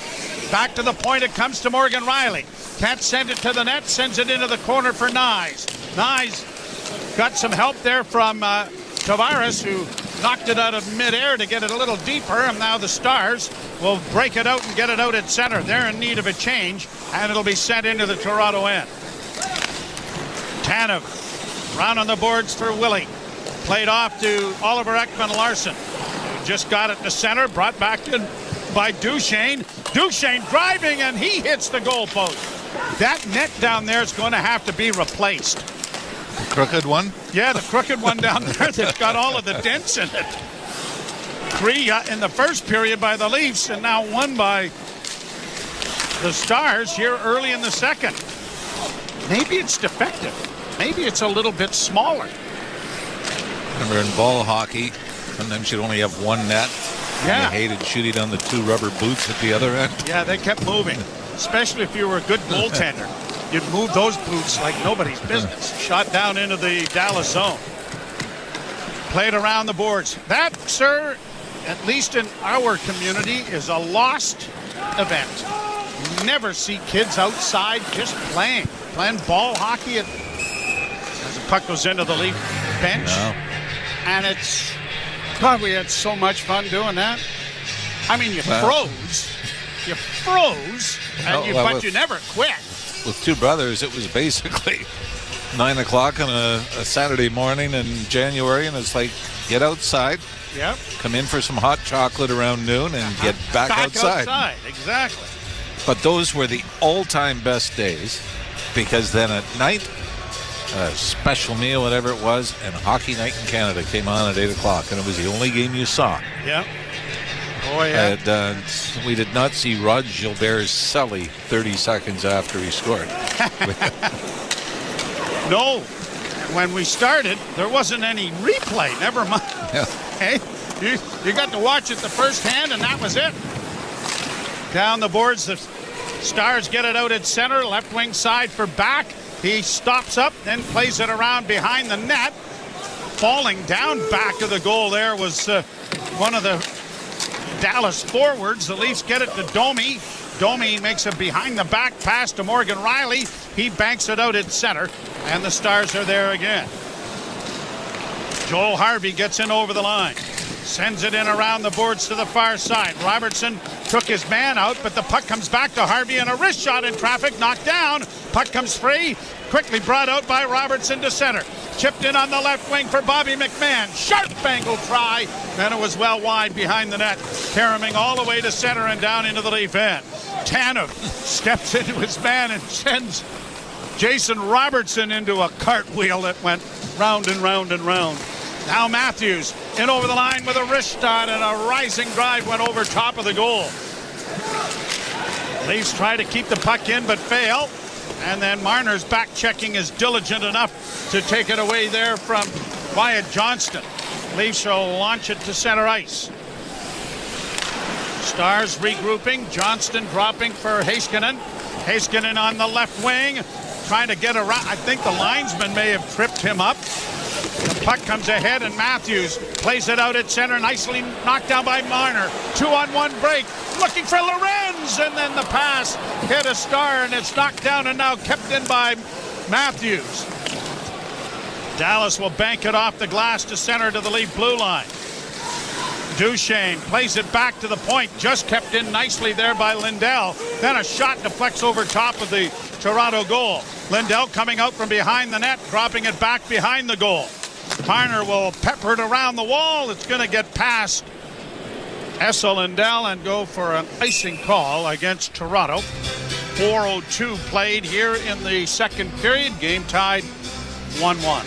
Oh, I mentioned Dallas had their winning streak snapped in Montreal in a 3-2 loss a couple of nights ago, but for Jake Ottinger, he's still got a 5-game winning streak. He did not play. Casey DeSmith was in goal for Dallas Stars in that loss. But he's fortunate there as Mitch Marner danced in on. Leafs have had the better clean-cut chances, quality haven't they? Chances. Yeah, I agree. Dallas, it's been everything's through a screen is where you feel they've been dangerous or scramble in front. Blomel back of the goal for Dallas, works to the near board, cycles it back into the corner. Oh, a big hit there by Benoit to knock it away. The puck comes free to Marner. He's going to launch it out at center. It's not going to have enough to go for icing, so the Leafs get a much-needed change. Fourth line out on the ice, and now Nylander circling back as he takes the spot of Ryan Reeves on this line for this ship. Played in by Riley, but not deep enough. And Dumba will get it out at center ice, and the Leafs have it again. Now a pass ahead, deflects in by Tavares. Well, maybe was Reeves on? Maybe I was premature a little bit there. Camp and Dewar were. Yep. Yeah, okay. I did not see Reeves, but now Nylander staying on with the Tavares line, which is his group. Pass ahead across the line. Nye dropping for Nylander. Nylander couldn't get around the defense, and the Stars have it back at center ice, and a hit there by Myers knocks his man Blackwell to the boards heavily. Centering pass, and a shot is whistled wide of the goal, and it comes all the way back out at center. Heiskanen will shoot it back in. Stars getting a change started. Riley comes out from behind the goal to lead the rush to center. Left wing feed. Tavares in with a shot. That's going off a stick. And is caromed up into the screen and gone out of play with a face-off coming in the Dallas zone. 14:25 to play second period. Game tied 1-1. I believe it was on a podcast. I saw Matt Duchesne was talking about when he got released by the Nashville Predators and how devastated he was. And they bought him out. I mean, it was rather a substantial buyout, and he said he got emotional. He couldn't stop crying. And, sometimes you forget it's not always just about money. I know the first 7 or 8 times people didn't want me. But after a while, Was it money? Oh. Or just stealing? I don't know. You know what? You've always been a real, emotional type guy. Your feelings get hurt very easily. What's that supposed to mean?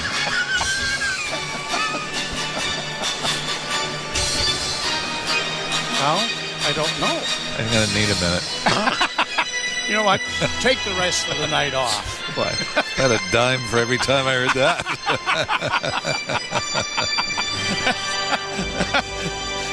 Was it usually followed by sit on the end of the bench? Yeah. Usually somebody'd hand me a towel after I heard that. Yeah. Look like you're involved. Yeah. Here, use the towel. Yeah. Long shoot in goes wide of the Leaf goal. Brought out on the left wing by Max Domi. Cuts to the middle of the ice, plays it in on the right side for Robertson. A little stutter step move. Back to the point to Chris Tanev. Closing, took the shot. Ottinger saw that all the way. And it was aimed right at the two peepers that look out through his mask, and so he decided he'd better catch it instead of getting hit. And he'll stop play and send us to a commercial break. Leafs won and the Dallas Stars won. You're listening to Molson Leaf Hockey on Sportsnet 590, The Fan, and the Maple Leafs Radio Network. Breaking news coming in from Bet365, where every nail-biting overtime win, breakaway, pick six, three-point shot, underdog win, buzzer beater, shootout, walk-off, and absolutely every play in between is amazing. From football to basketball and hockey to baseball, whatever the moment, it's never ordinary at Bet365. 19 plus, Ontario only. Please play responsibly. Gambling problem? Visit connexontario.ca. The 2025 Honda Civic Hybrid is here, and it may sound too good to be true. With a 2-liter 4-cylinder backed by 2 electric motors, giving a combined 200 horsepower, it's our most powerful and fuel-efficient Civic ever.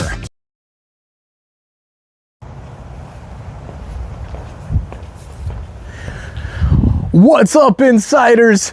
Thank you for hanging out with us tonight for the Leafs and the Devils.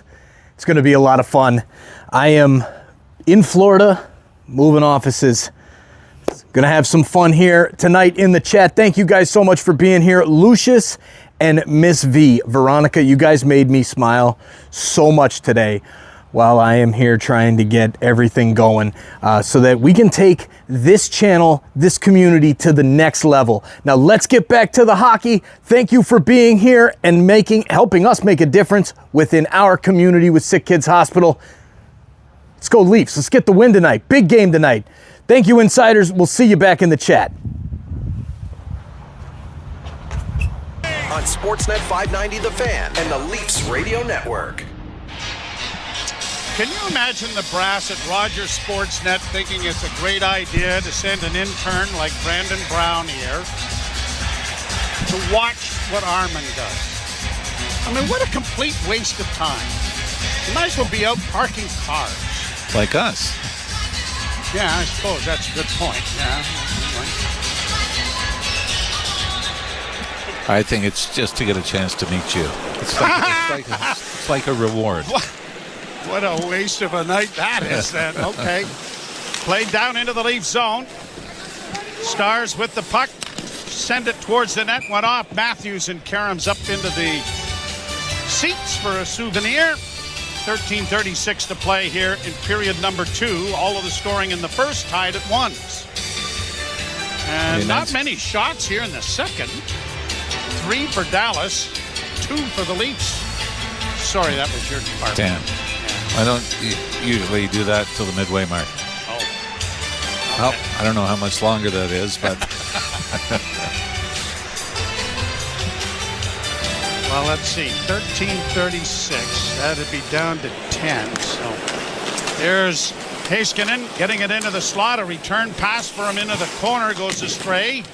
Stars have it up against the boards. Got some help there from Oscar Back. Played along the boards. Back get it back of the net. Good hit there on Steele. The puck comes free.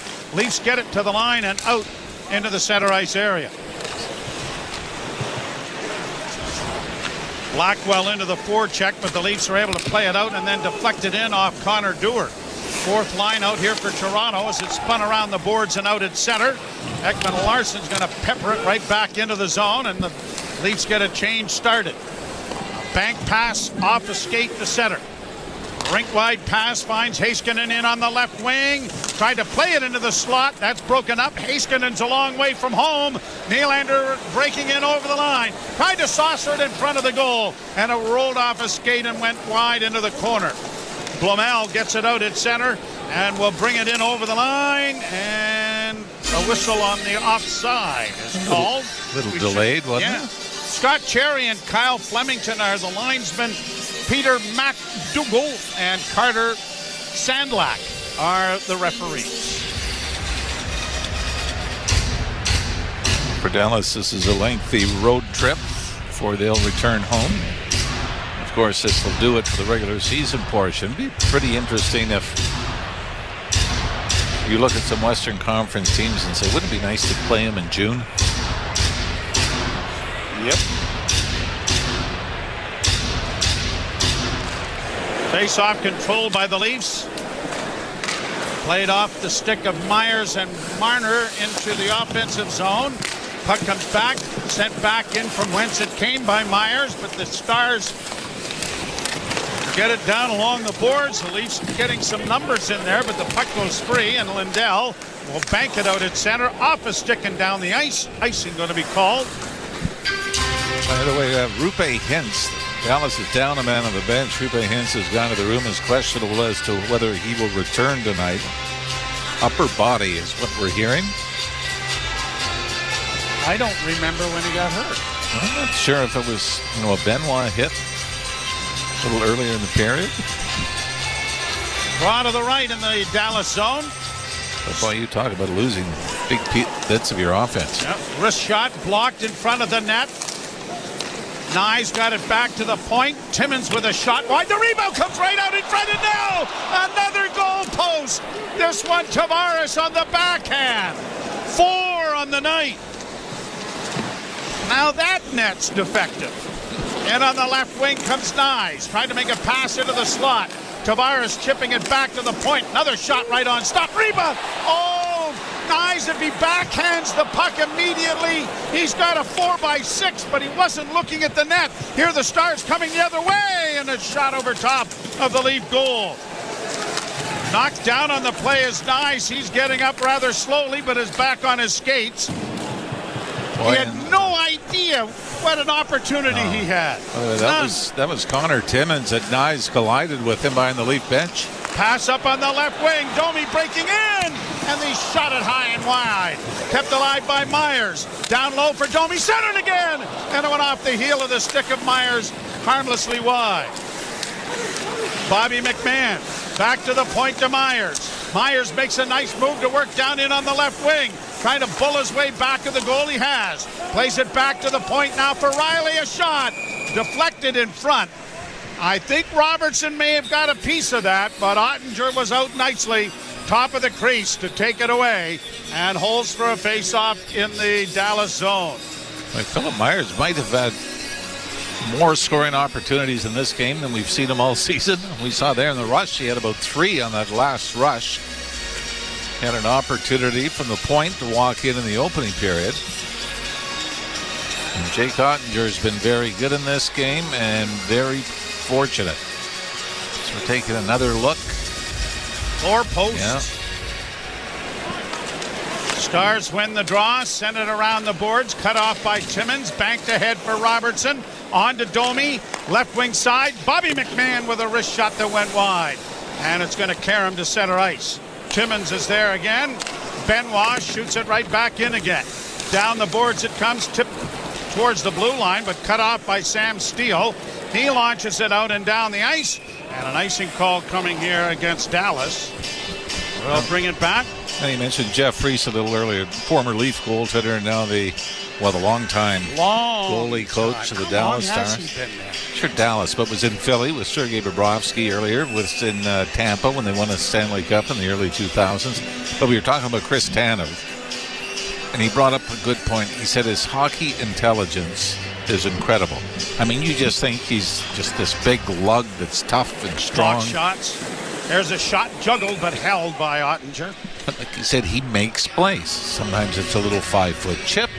And even to block shots, you got to know where the lane is, and you've got to adjust, and you got to know who's to tie up on the way in. So that is something that probably gets lost, because I think usually when you think, boy, that guy's got a high hockey IQ, you're thinking it's Connor McDavid or it's Mitch Marner, more on the offensive side of things.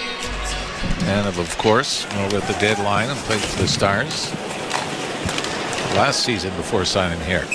Another icing coming up against Dallas will be brought back into the Star zone. Now, for a stretch, I'm not sure what the updated stats are, but the Tanev brothers led the league in block shots on defense and forwards. I mean, that was about a week ago. They were called the Block Brothers. Sounds like a tough father influence. Either that or they never won a snowball fight. No, apparently not. Centering pass, smothered by Ottinger. Another face-off coming, and now we've got Oliver Ekman-Larsson in a little bit of a pushing thing with Lorenz in there as well. Max Pacioretty, one of the scratches tonight, along with Jake McCabe, of course, who is out, and Pontus Holmberg not dressed this evening. 10:04 to go, second period, still tied at a goal. Jake McCabe on the ice this morning. I think the most difficult job for Craig Berube is asking about injuries. When's he back? What's the timeline? Yep. Robertson intercepts a pass, played in across the line, and the Stars bank it out into the center ice area. Play it up on the left wing. Robertson, Jason getting it in over the line, and Marner is there. Marner to Riley. Riley sends it into the left wing corner for Steven Lorenz. Lorenz in against the boards, couldn't come up with it. Stars try to lift it high, but it is blocked by Marner initially. But now they get it freed up. Heiskanen carries to the line and in. Heiskanen with a pass in, looking for a redirect that didn't happen.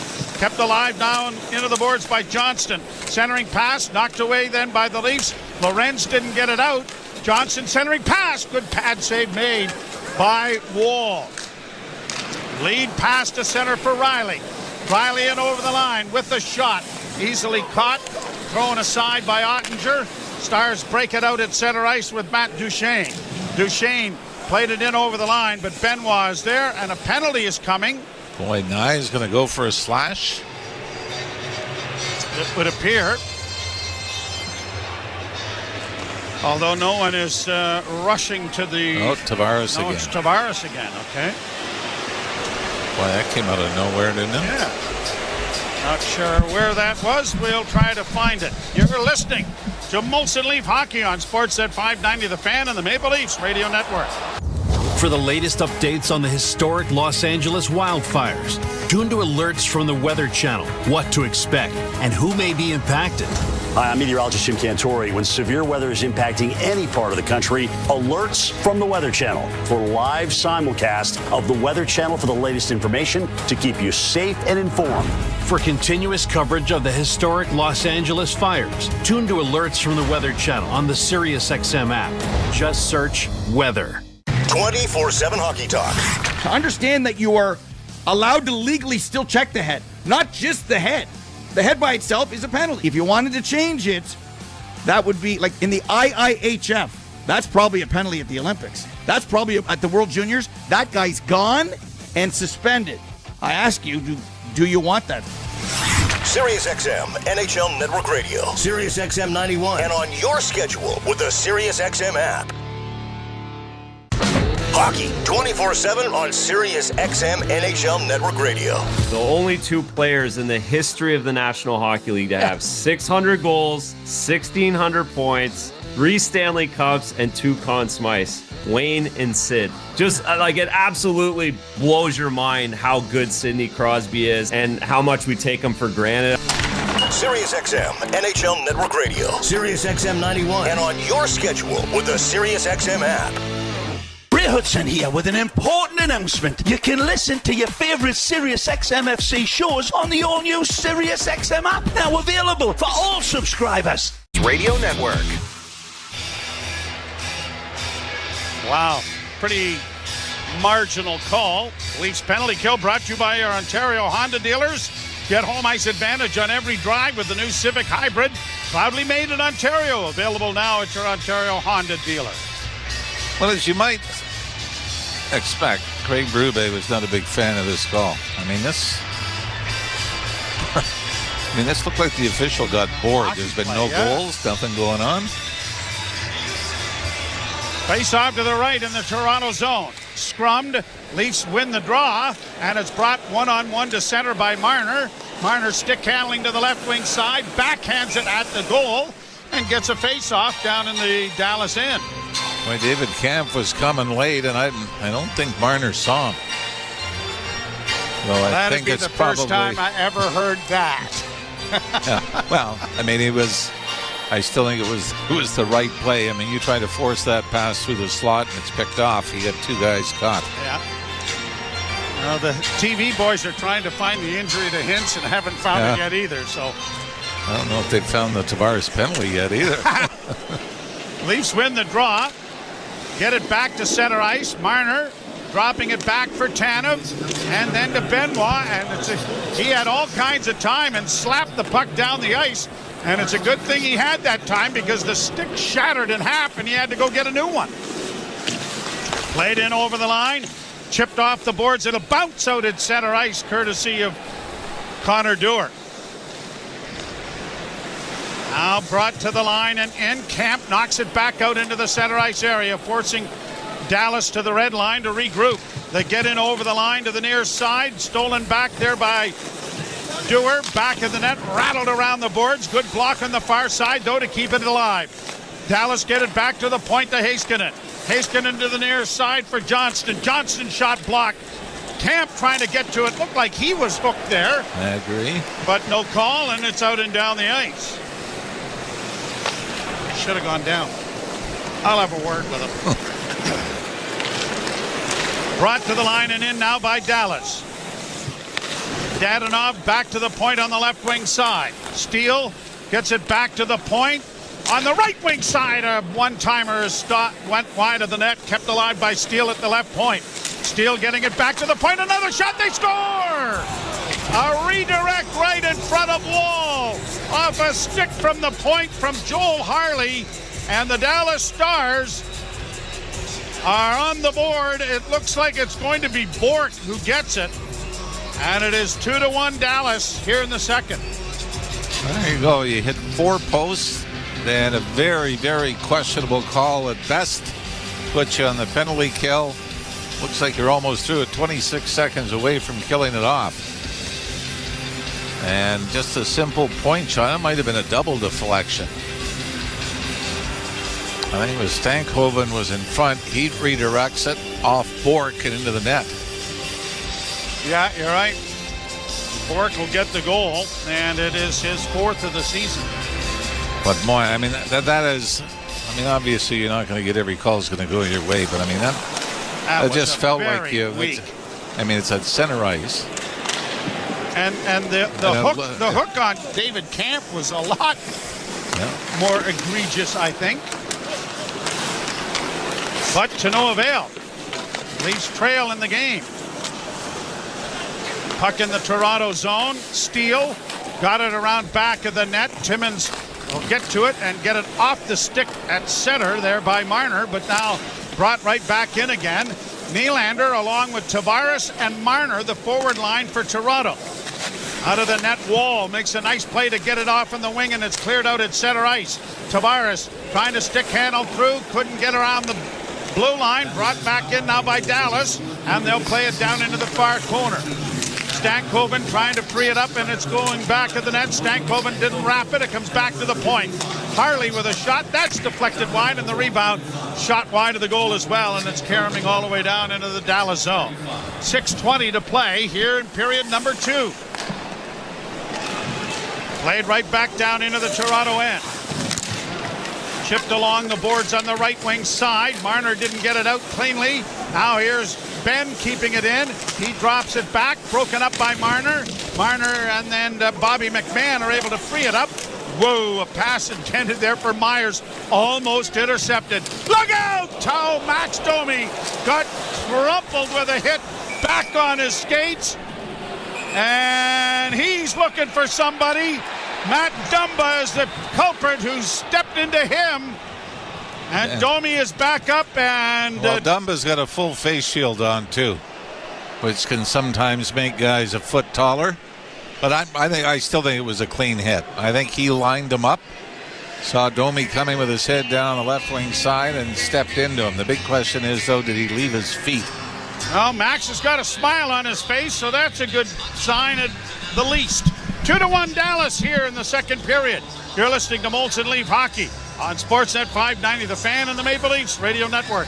Ah, at last, the Subaru winter is here. It's the perfect weather for the beach. Feel the sun's rays on the small amount of skin peeking out of your ski mask. Put on your beach puffer and hear the sound of the waves crashing over the chatter of your teeth. Get out there in winter like it's summer with standard symmetrical full-time all-wheel drive and advanced safety systems. Visit your local Subaru dealer today. Over to our sideline reporter now. Must be 19 or older, Ontario only. Please play responsibly. If you or someone you know has concerns about gambling, visit connectsontario.ca. The 2025 Honda Civic Hybrid is here, and it may sound too good to be true. With a 2-liter 4-cylinder backed by 2 electric motors, giving a combined 200 horsepower, it's our most powerful and fuel-efficient Civic ever. Plus, with an estimated range of over 800 kilometers and available features like a Bose premium sound system, your crew will love it too. Huh, maybe it should be called the Civic 2.0. Redefine your drive with the 2025 Civic Hybrid. Visit your Ontario Honda dealer and test drive yours today. You're listening to Toronto Maple Leafs hockey. He's breaking out and scores! On Sportsnet 590 The Fan and the Leafs Radio Network. I think Max Domi has a bit of a point. Dumba's elbow came up pretty good in the hit. Yep, but the worst thing is when Domi went on, he punched him and gave him a right to the chops. Now here's Robertson getting it back to the point. Domi's long shot went well wide of the goal, and it's back in the center ice area. Max getting it free for Robertson. Robertson chips it in for McMahon. Can't drive around the defense. Carries it down into the corner. Robertson trying to get to it. Robertson unable to pry it free there from Jason Robertson. Wonder if they say hello to each other. You know, if you're in the corner, you're battling with one another, do you say hi to your brother or not? Down into the Toronto zone it goes. Back to the point. Heiskanen sends it back into the near corner. Domi got it ahead for Robertson, and the Leafs with a lead pass deflecting down into Dallas territory. So recently, Sam Reinhart, I'm trying to think it was off a face-off where he was mic'd up and he said, I've got a hot mic. He said, tell me you love me. I'm trying to think who it was. They played together somewhere, and it was right off the face-off, and he said, it was Alex Kerfoot. Maybe. Oh, good. Well, yeah, that's nice. Yeah. And he said, okay, I love you. And then dropped the puck. And away they went. Yeah, sometimes not having everybody mic'd is probably a good idea. Yeah. But having said that, stuff that I'm hearing on television these days can't be any worse than what you hear on the ice. Leafs control the face-off, play it high to center. Unable to get in over the line, but it's a glove pass anyway, and that'll be brought back into the neutral zone. Right, the most difficult thing is those things you were talking about you grew up with. I mean, I did. You grew up in a locker room, and certainly the times have changed, and certainly there's things that you heard then and said then that you can't say in the air. And I'm talking about lots of things. Certain words you'd use in frustration. Yes. Puck back in the Toronto zone. Nylander weaving out of his own zone. Took a hit there, but got it to Matthews. Played down into the corner. Nylander on the line here with Marner and Matthews. A pass in front for Willie. Willie stick handling, still with it. Willie down into the slot, rolls it wide of the net. Marner hooked to the ice, no call. I couldn't agree with you more. Boo! Some really good officials in the stands. I think Marner might have been trying to read the room. Yes. Here's a shot by Nylander that went wide of the goal. Punched out along the boards. Matthews unable to get to it. Oh, there's a chant going. Dewar gets it ahead for Ryan Reeves. Played in off the boards and into the corner. It goes in. Reeves gets a fairly decent hit in, but his man was up against the boards to cushion himself. That was Joel Harley. And Myers spins his man around. The puck back to the net. The Leafs trail 2-1.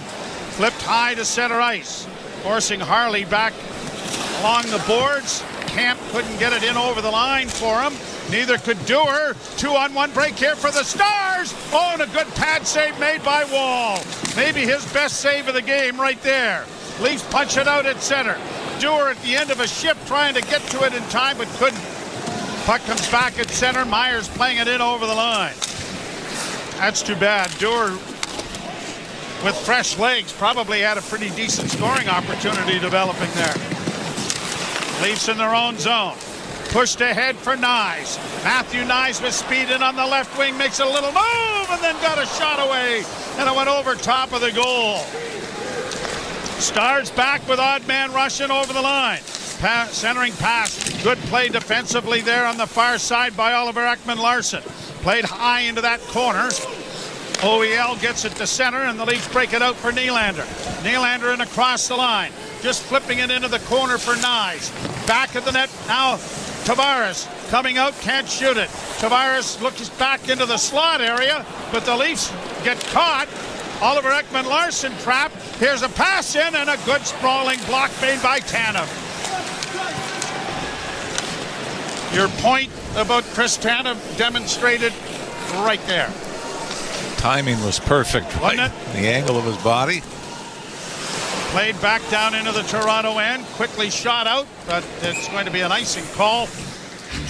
With 1:35 to go in the second period, and a 2-1 Dallas lead. On a goal in the second period by Bork. Right now, the only Leaf centerman that has a plus 500 or plus 50% mark in the faceoff down is Max Domi. He's won 4 of 6 and taking this one here.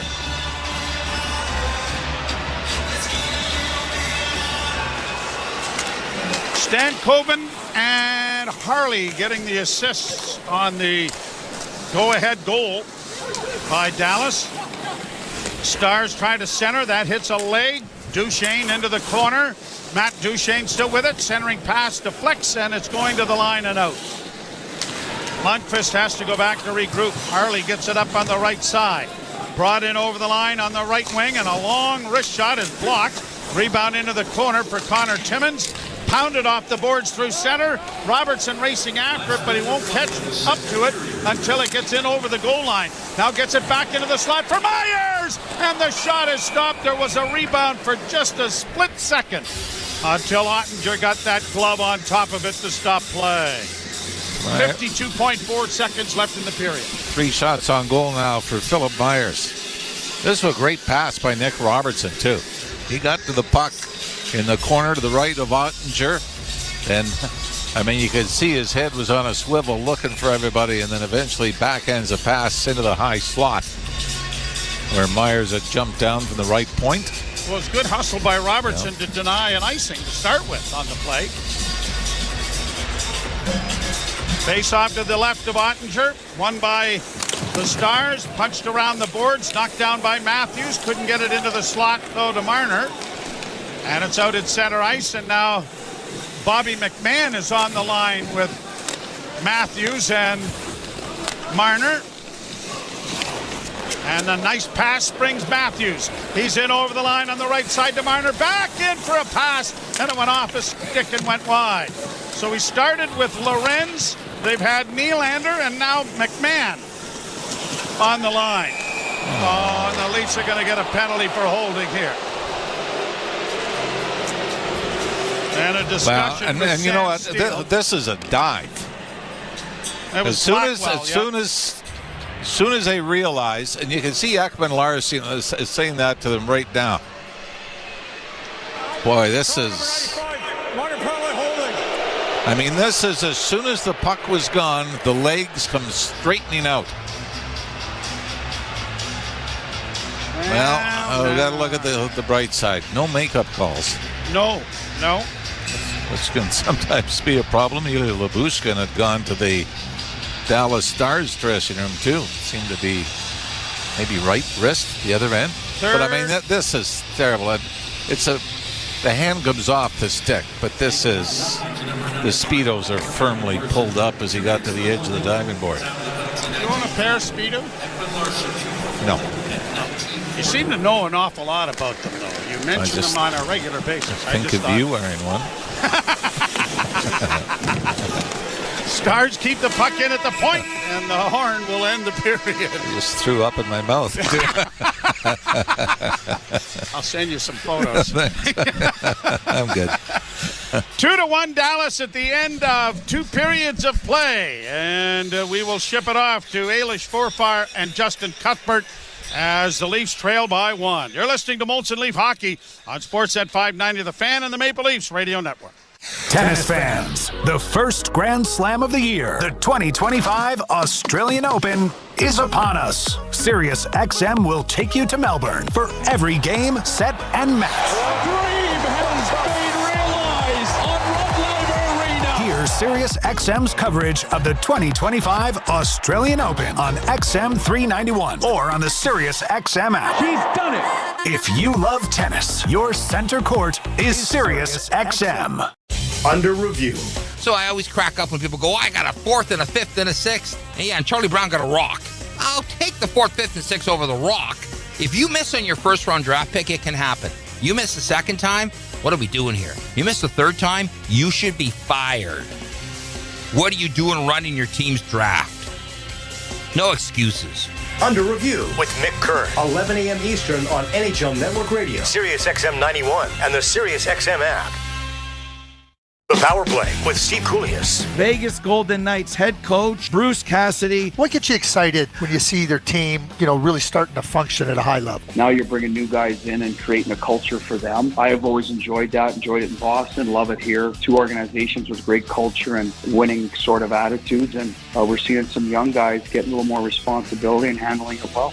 The Power Play, weekdays 3 p.m. Eastern on NHL Network Radio, Sirius XM 91, and the Sirius XM app. 24/7 hockey talk. To understand that you are allowed to legally still check the head, not just the head. The head by itself is a penalty. If you wanted to change it, that would be like in the IIHF. That's probably a penalty at the Olympics. That's probably at the World Juniors. That guy's gone and suspended. I ask you, do you want that? Sirius XM, NHL Network Radio, Sirius XM 91, and on your schedule with the Sirius XM app.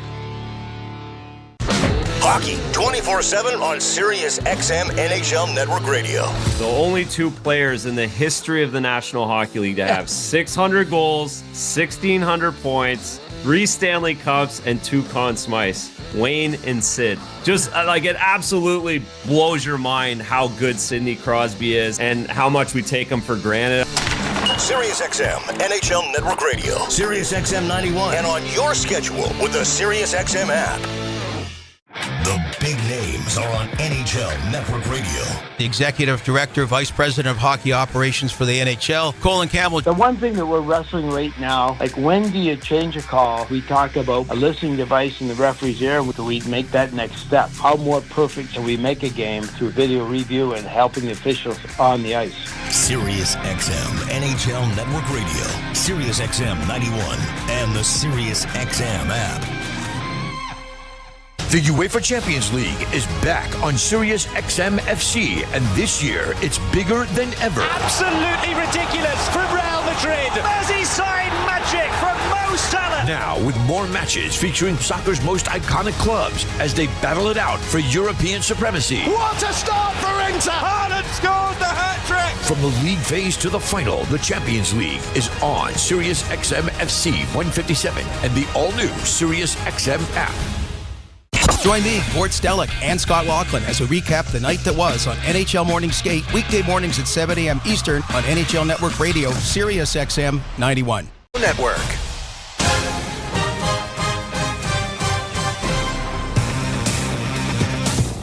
Welcome back to Molson Leafs Hockey on Sportsnet 590, the Fan and the Maple Leafs Radio Network. A 2-1 lead for the Dallas Stars after 40 minutes. And I think that was a lot to go through in that period, Justin.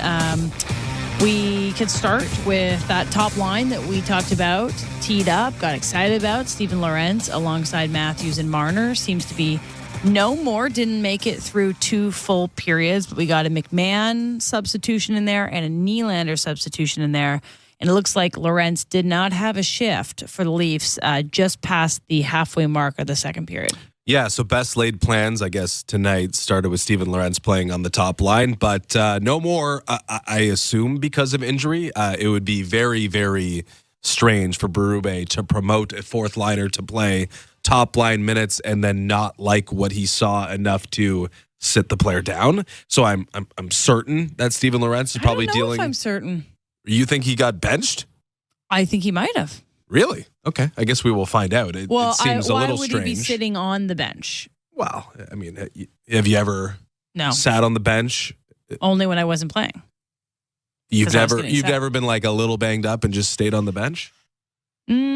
I suppose that's possible. I feel that's a little far-fetched. I think I don't think it's out of the question that like Berube's frustration level with this Leafs team is not at the point where he's going to bench like Steven Lorentz for the rest of the game, but you know, I think also we haven't seen. There was a couple weird penalties called, and maybe the fourth line got a rotation, and he was supposed to be in the fourth line. Like maybe something happened because they had a bunch of penalty kills and a bunch of questionable calls, which we'll get into. But I don't know if I think it's without a doubt that he's injured. I think that there's a chance that maybe there's just looking for a little chemistry. You gave Will and Nylander their chance. Bobby McMahon, that's a bit strange to me. But nonetheless, we're going to ask those that are in the building. Maybe Armin can let me know. He thinks he got benched. Okay. The theory of him just like falling out of rotation because it was a bit of a weird end of the period, I think has more legs than being benched and maybe more legs than being injured and staying on the bench. Regardless, if we're talking about like not disciplinary things, but like this like internal battle and meritocracy and all that, like I think the most interesting party here is Matthew Knies. Because Matthew Knies vacated the spot that Steven Lorentz took. William Nylander got the original shift, as you mentioned. Then Bobby McMahon got the next one. And that tells me, okay, this was about Knies and not Lorentz in the first place because Matthew Knies is supposed to be there. And Matthew Knies, since having the greatest game in individual Leaf history, or at least this season, a couple Saturday nights ago, has been kind of fighting it, right? Yeah. He was -5 against the Hurricanes. His teammates, or his line mates rather, were -6, that being Matthews and Marner. Then he was -1 in an uninspiring loss over the weekend. And now it's been kind of an up and down game here today where it's just like, okay, what's going on with Matthew Knies? And part of that might be that he's been dropped from that top line. And even with an injury or something going on with Steven Lorentz, he wasn't put back on that top line. Yeah, I think Matthew Knies has been a little off is maybe the way I'd put it. That game was so like spectacular on that top line, but he's missing opportunities where, you know, there's a couple chances in that second period where he's in the right spot. Like he's really good at knowing he's got a nose for the net. He's usually in the right spot, but he was kind of like forcing it, facing the wrong direction, throwing a pass to where nobody was. It's like, I don't think he lost his confidence because he got moved down, but I think that swagger and that like relentless nose for the net and good things happening just isn't happening for him right now. I know it'll come back because I think Knies is a great hockey player, but he does look a little different in the last 2 games. I mean, the Leafs have, faced a little bit of like difficulties in the last 2 games nonetheless, but a thing to keep an eye on is how Knies gets that back because he was such an asset on that top line and they were really working well together. So hopefully we can get that back because he's a great top 6 piece and you want him to be being able to produce. The William Nylander of it all. Like, I was just going to say, he's kind of like new Nylander. Yeah. In that he's going through these ups and downs where you're amazed on one night and then scratching your head the other. And the other part of that is that Craig Berube is willing to make an example out of him. Like he's kind of been head-to-head with Nylander. He hasn't been, and previous coaches have used the tact of actually calling out Nylander because, frankly, it works. And it worked with Nyes, too, when he said he needed to be more reckless. We saw the best of Matthew Nyes, so maybe he's falling into that category where it's got to be a bit of a tough love thing in order to get the best out of him.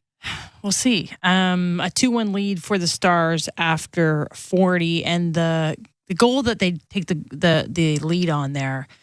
I mean, we've seen all the camera angles possible through the broadcast, and we had yet to see the actual penalty. I don't think they found it. It was on John Tavares, and we can only see what we can see, and I didn't see a penalty. Nonetheless, a power play goal for the Stars, which is frustrating. And, obviously there's going to be days where the calls don't go your way, but it felt to me, watching that period, that there was at least 3 extremely curious, questionable calls that went in favor of the Dallas Stars. So that usually means, and hopefully so, that the Leafs will get a couple here in the third period, maybe to even up this bit of discrepancy that feels like, but their power play needs to break through, and this could be a great opportunity for it. Yeah, hopefully they get those opportunities. You're right. It was not like that decisive penalty, Oliver Ekman-Larsson, like you can bellyache about the call there, but you extend that hand and they're going to call it. But because there's been the discrepancy in the period, hopefully it opened things up for the Maple Leafs. And yeah, Maverick Bourque getting a goal on a double deflection after a questionable penalty call, it's just unfortunate and has put them in a bit of a bind heading into the third period. All right, we'll take a quick break. We'll come back with the out-of-town scoreboard and get you set for the third period. It's 2-1 lead for the Stars after 40. You're listening to Molson Leafs Hockey on Sportsnet 590 The Fan, the Maple Leafs Radio Network. NHLshop.ca, the official online store of the National Hockey League. And Canada's largest selection of officially licensed NHL fan gear. With unique one-of-a-kind designs by Fanatics. And all the latest styles for every NHL team. Don't miss out. Shop now and get today's special offer. NHLshop.ca, a Fanatics experience. The 2025 Honda Civic Hybrid is here, and it may sound too good to be true. With a 2-liter 4-cylinder backed by 2 electric motors, giving a combined 200 horsepower, it's our most powerful and fuel-efficient Civic ever. Plus, with an estimated range of over 800 kilometers and available features like a Bose premium sound system, your crew will love it too. Maybe it should be called the Civic 2.0. Redefine your drive with the 2025 Civic Hybrid. Visit your Ontario Honda dealer and test drive yours today. From the biggest stadiums to the coziest holes in the wall. From house parties to porch hangs to pride celebrations. From your favorite fuss shop to your local Indian spot. From noodle bars to sports bars to salsa bars. There's a Molson with your name on it. Canadian Ultra XL. Molson. Everyone in. Must be legal drinking age. Breaking news coming in from Bet365. Must be 19 or older. Ontario only. Please play responsibly. If you or someone you know has concerns about gambling, visit connectsontario.ca. The Subaru winter has arrived. The crisp air and negative temperatures mean one thing: camping. Emerge from your icy tent and bask in 4 to 6 hours of sunlight. Enjoy the unmistakable smell of campfire through the glacial wind pummeling your face. Relax by the water, taking in the soothing sounds of thick ice cracking and popping. Get out there in winter like it's summer with standard symmetrical full-time all-wheel drive and advanced safety systems. Visit your local Subaru dealer today. Heard of Uline? You know, the have-it-all in-stock, ready-to-deliver shipping and industrial supply specialists. The company that does things for you that are unheard of, like keeping 41,000 items in stock in our own warehouses. With customer service reps on the line to get you what you need when you need it 24/7, 365 every time. Maybe you heard it here first. Want to hear more? Visit uline.ca. ULINE, your shipping and industrial supply specialists. You're listening to Toronto Maple Leafs hockey. On Sportsnet 590 The Fan and the Leafs Radio Network.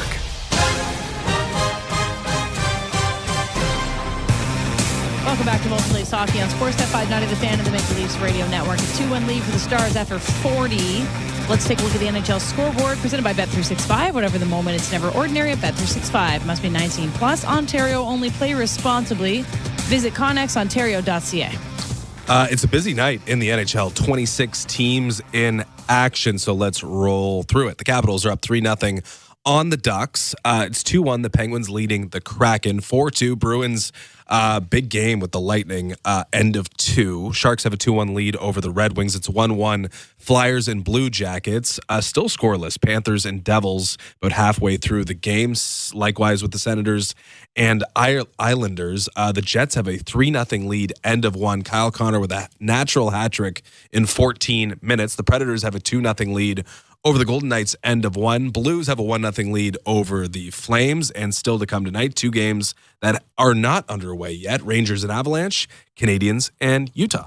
Kyle Connor, 3 shots, 3 goals. Vancouver Canucks, 2 shots on net. That's a tough opening 20 It was for the Vancouver tough. Canucks. A great one for Kyle Connor, creeping back up He is the Rocket creeping Richard back list. up. That's good for us who put futures on him a long time ago. Nonetheless, okay, so we'll get to the bottom of the Steven Lorentz absence on the top line. Well, actually, Jim and Joe will get to the bottom of it. We'll see the Leafs hit another post that period too. I think they have 5 posts this period, so it could be a very different game if they had just went post and in. But unfortunately, it is still a 2-1 deficit for the Leafs. Yeah, they're gonna need an explosion of offense to get through. I don't know if Lorentz was going to be a part of that anyway. Now that they're chasing the game, but you'd like to see the Nyes of the world, Matthews and Marner, maybe all together. William Nylander break out of this mini slump. There's a lot of candidates here for the Maple Leafs to get them going. Someone needs to kickstart the offense. Maybe they go nuclear with that top line when they head back on the ice for the third period. With a 2-1 deficit against the Dallas Stars, we'll send it over to Joe Bowen and Jim Ralph, who will have the call of the third period next. You're listening to Most Leafs Hockey on Sportsnet 590, The Fan, and the Maple Leafs Radio Network. It's the NFL Playoff Divisional Round on Sirius XM. Saturday at 4:30 Eastern. The Texans head into Kansas City to face the top-seeded Chiefs. Mahomes floats a pass near side. He's got the touchdown! Then at 8 Eastern, the Commanders face the Lions. Goff's got it. Throws. Answer. Yes! Touchdown, Detroit Lions! Find your game at SiriusXM.com/NFL schedule or search for the teams on the SiriusXM app. And after the games, get instant analysis on NFL Radio, Channel 88.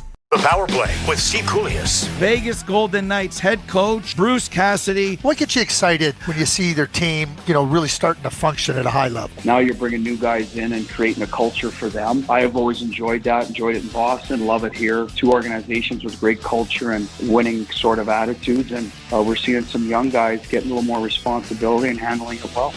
The Power Play, weekdays 3 p.m. Eastern on NHL Network Radio, Sirius XM 91, and the Sirius XM app.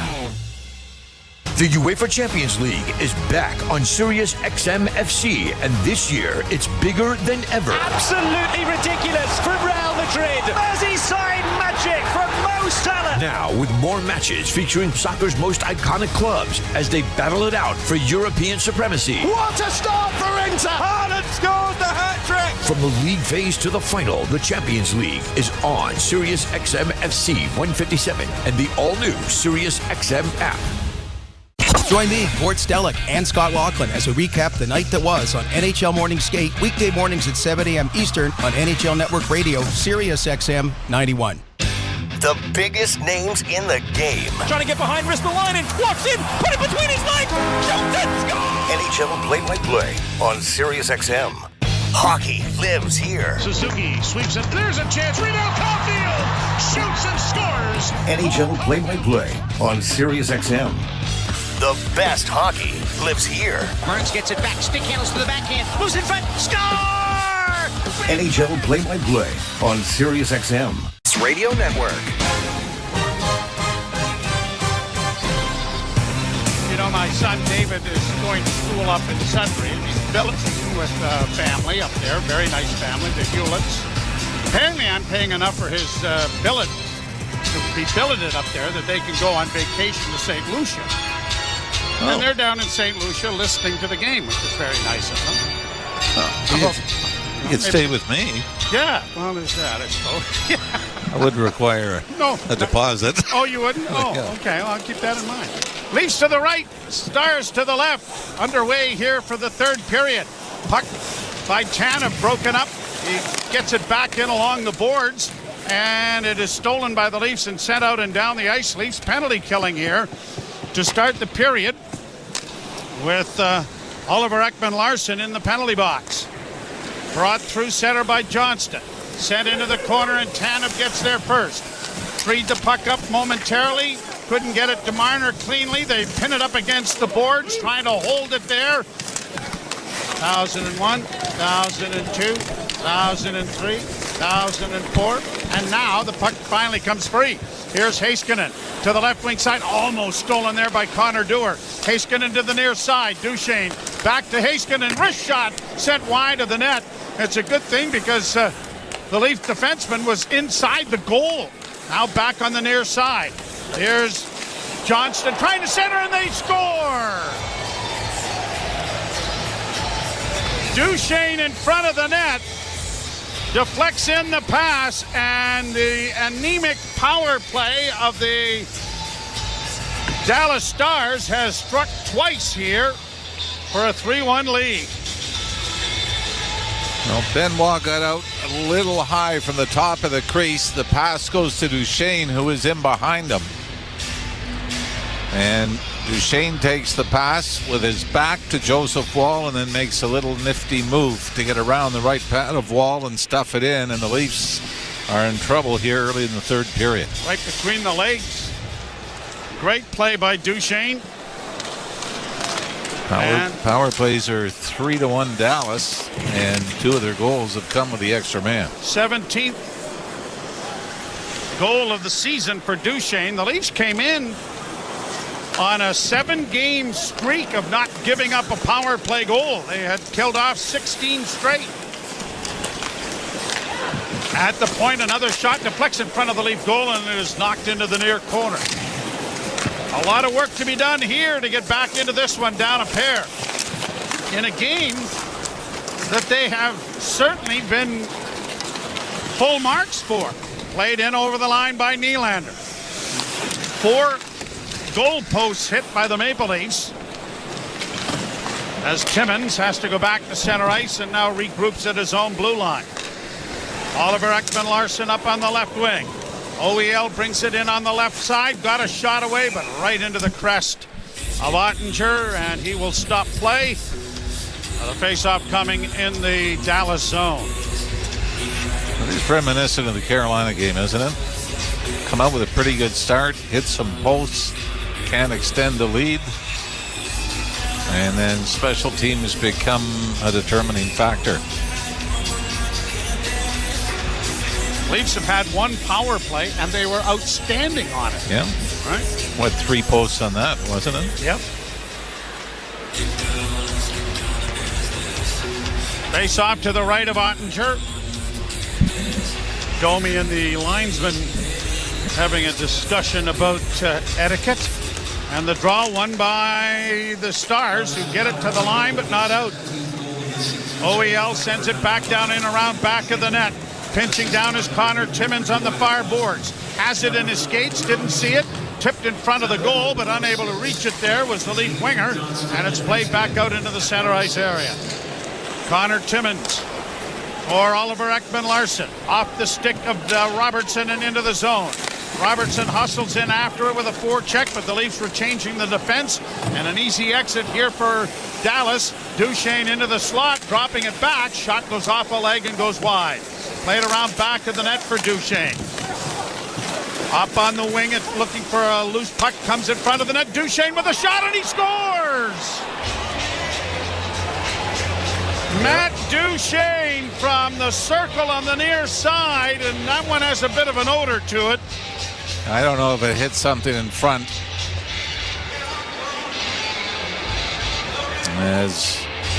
Again, thrown to the front of the net. But again, there's time and space there, right? And Stankoven is the first one that is going to make it, I believe, to the Dallas bench. So maybe it does go off. All right.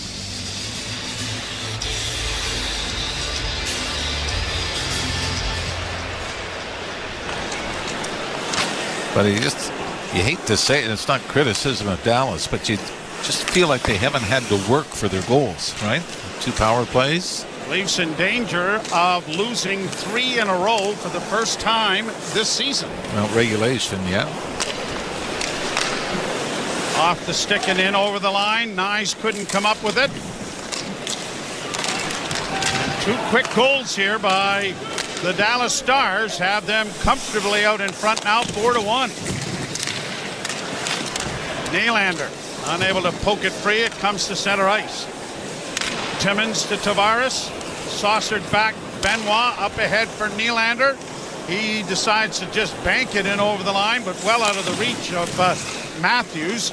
And it's back out at center ice where Domi, unable to get to it, brought on by Blackwell. Blackwell with a shot right on. That was stopped by the blocker of Wall. Cleared to center ice by Toronto. Quickly shot right back in again by the Stars. So Stankoven is going to get the goal. And that's his second of the game. Robertson and Duchesne getting the assists on the goal. Puck goes back to the Dallas zone. Our goal brought out on the wing and played out at center. Trapped there by Myers. We'll play it back into the Toronto end. Lead pass to center. Reeves got it across the line. Just onside, but the play is broken up. And the pass ahead on the left wing, that looked like it was offside, but it is waved off by the linesman. Puck down into the far corner in the Toronto zone. Cut off by Myers. Leaf defenseman gets it ahead, then has it handed back to him. Plays it off the boards to the near side for Morgan Riley, and Riley carries down the left wing boards. He'll shoot it into Dallas territory. Lorenz into the corner. Banged him there along with Dewar. Dewar with it again. Lorenz, Dewar, and Robertson now the forward line for Toronto. And the Stars are going to get it to center and play it down into the Toronto end. Tanev quickly gets it around back of the goal to the near side. Leafs play it off the boards and a nice kick pass. Got it ahead to Camp. He'll get it in over the line for Robertson. Robertson taken to the boards. Couldn't get a centering pass organized. Now comes out of the scrum with it momentarily. Stars have taken it away and it's flipped by Wyatt Johnston into the center ice area. 14-18 to go in the third. And the Stars with a 2-on-1 break here. Ringing it off the post was Maverick Bourne. So they're almost even in goal posts now. The Leafs with 4. I think that's the second one for the Stars. Yeah. Joseph Wall never moved on. Played down into the corner. A hit there by Benoit was a little bit from behind, but no call. I believe there was some verbiage there about how they thought about the play. Played in along the boards. And it's pinned there. And it's still pinned there. And it's still pinned there. And it's still pinned there. And it's still pinned there. Now it's free and it's just flipped to center ice by Bobby McMahon, and it's going to turn into an icing. All that for an icing. Shots are just 23-20 favoring the Stars. And like I said, there's been nothing special about their goals, right? Nope. First one was a rebound. Second one, a double deflection on a power play. But the Leafs have got to find something quickly, and they really haven't been. And you give Dallas a lot of credit for this. They've obviously got the record that's going to back it up. There have not been long extended shifts in the Dallas zone, right? Everything's sort of been a quick strike. They break up the cycle pretty well, don't they? Nick Robertson to center will backhand in and then go to the bench. Stars working out of their own end. Lundqvist dropped it back, played in off Jamie Benn into the Toronto zone. Wall punches it back into the corner. Tavares plays it out and down the ice. And the linesmen are going to call icing on this. That's a bit of a gift, but it'll come back into the Toronto zone. And I always like the fake. I'm skating as hard as I can to get back for the icing. Yep. The Leafs did lose 3 games in a row. Columbus, St. Louis, and then an overtime loss to the Boston Bruins. But this would be the first 3-game losing streak. In regulation. Yeah. Nylander to center. Got across the line with Nyes extending himself. Centering pass for Nyes was knocked back into the corner by Dallas. And the Stars are going to get backhanded through center ice. It'll go down into the near far corner, rather. A centering pass broken up there by Myers, who's had maybe been one of the best Leafs on the ice. Philip Myers has. He gets to the far side, battles with Wyatt Johnston, allowing Morgan Riley to the puck. And the pass comes up ahead now, and Nylander, who has really struggled here, and he's lost the battle for the puck there, but then steps into his man, and the Leafs get it through center. Riley in for Marner, trying to find Matthews heading to the front of the net. That didn't work. Matthews slides into the far corner, stops up and works his way back, stops up again and works it back to the point, to the near side for Oliver Ekman-Larsson. OEL sends it well wide of the goal from the sharp angle. It rolls in front of the goal. They're banging away at it. And it's taken to safety, but the arm of the official is up. Maybe a penalty coming here to Dallas. And now comes the make-up call. I don't think this, it might have been a little bit into the hands, but I don't think it caused any kind of turnover. But the Leafs are going to take it and hopefully try to get back into this game. Slashing call, back with the power play when we return. You're listening to Molson Leaf Hockey on Sportsnet 590, The Fan, and the Maple Leafs Radio Network.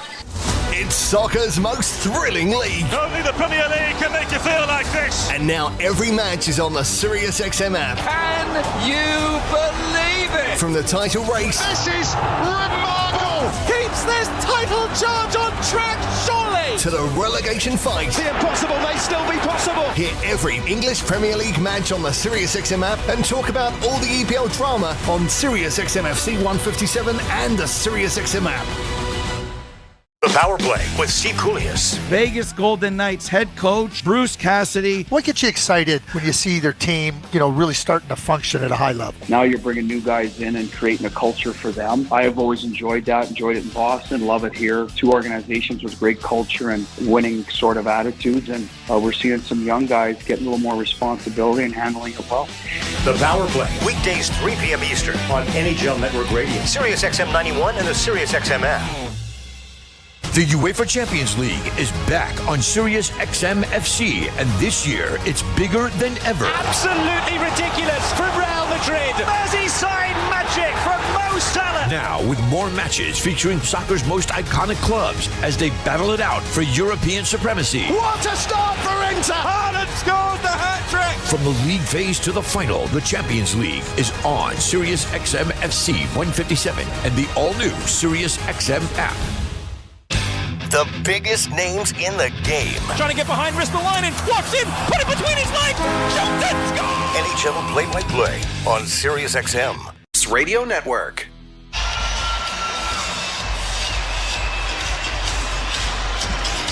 Got a text from Joe Tilley. He's in Mexico listening to us. So I got people in St. Lucia and Mexico on vacation. What are they doing listening to a damn hockey game at night? I think my dad's probably listening to Sioux. It's not St. Lucia and it ain't Mexico. It's the Sioux. But that's our target audience. Yes, it is. Yes, it is. Maybe my brother? Well, yeah. My son David's listening. Here's Marner on the power play. In front for Tavares. Tried to send it off on the wing, but it was blocked. Now Tavares with it again. Can't control the puck. Stars have a 3-on-1 break and one to forward back to cover it. And the pass went into the near corner, and Nylander starts back the other way. Nylander dropping it back for Matthews. Matthews stick handles through neutral ice to the left wing side for Nyes. Nyes down into the corner. Rings the boards to find Nylander. Played around the boards. It's going to come to the near side. Just kept in there by Marner. Bad pass, though. Intercepted. Backhanded down the ice. And this power play doesn't look like the first one. These guys were throwing it around with a lot of confidence. Now Tavares had a chance to get it into the zone, but dropped it back, and now Nylander gets into the zone. Off on the far wing, doesn't shoot it. Sends it back to Marner at the blue line. Off to Willie again on the right wing side. Back to Marner and a shot. And that was blocked. And then Nylander was able to block a clearing attempt. To Marner, just kept in. Played along the boards for Tavares. Back to Nylander. Nylander over on the far side to Matthews. A shot. Glove save made by Ottinger. Matthews had to cradle the puck and then shoot it, and that gave Ottinger a chance to get across. And Jimmy Benn gave Matthews a bit of a shot in the aftermath, but Craig Berube is going to get the second unit on the ice here with 48 seconds to go. Certainly, if there was any miracle comeback here in the third period with a 3-goal deficit, this power play's got to be a big part of it. And a timeout, I believe, has been called. Craig Berube maybe going to send the big boys back over the boards. Two teams are separated by just 2 points as the Stars come in with a record of 27-14-1. The Leafs are 27-15-2. And the Leafs will entertain the New Jersey Devils here on Thursday night, 7 o'clock start. Hope that you will join us then.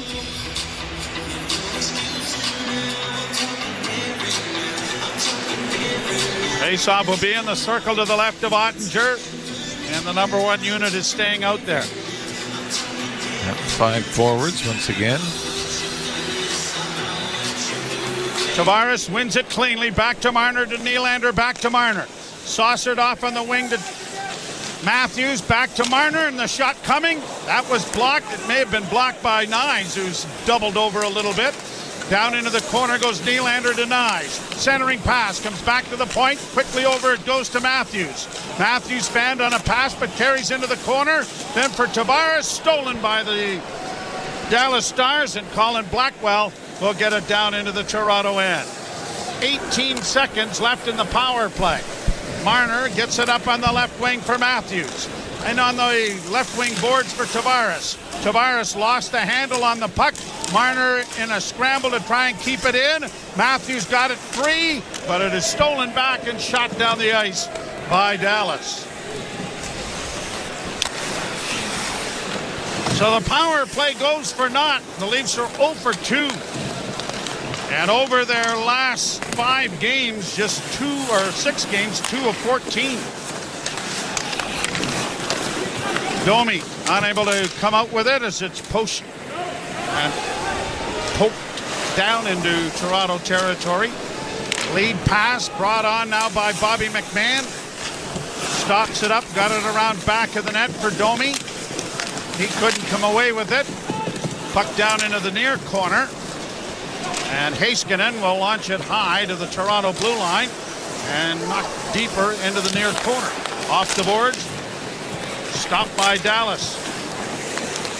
Chris Tanev got away from one. Robertson banks it ahead for Domi. He's going to launch it high. Volleyballed ahead then by Dallas as they come away with the puck in their own end. The Leafs are changing with 8.5 minutes to play in the third period. Leafs trail by a score of 4-1.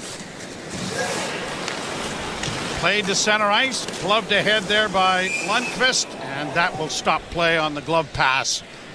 With 8:15 to play in the third period. And the Maple Leafs trailing 4-1 are out shooting the Stars 24-23, but trail by 3. You're listening to Molson Leaf Hockey on Sportsnet 590, The Fan, and the Maple Leafs Radio Network. The 2025 Honda Civic Hybrid is here, and it may sound too good to be true. With a 2-liter 4-cylinder backed by 2 electric motors, giving a combined 200 horsepower, it's our most powerful and fuel-efficient Civic ever. Plus, with an estimated range of over 800 kilometers and available features like a Bose premium sound system, your crew will love it too. Huh, maybe it should be called the Civic 2.0. Redefine your drive with the 2025 Civic Hybrid. Visit your Ontario Honda dealer and test drive yours today. Over to our sideline reporter now with the app and see why it's never ordinary at Bet365. Must be 19 or older, Ontario only. Please play responsibly. If you or someone you know has concerns.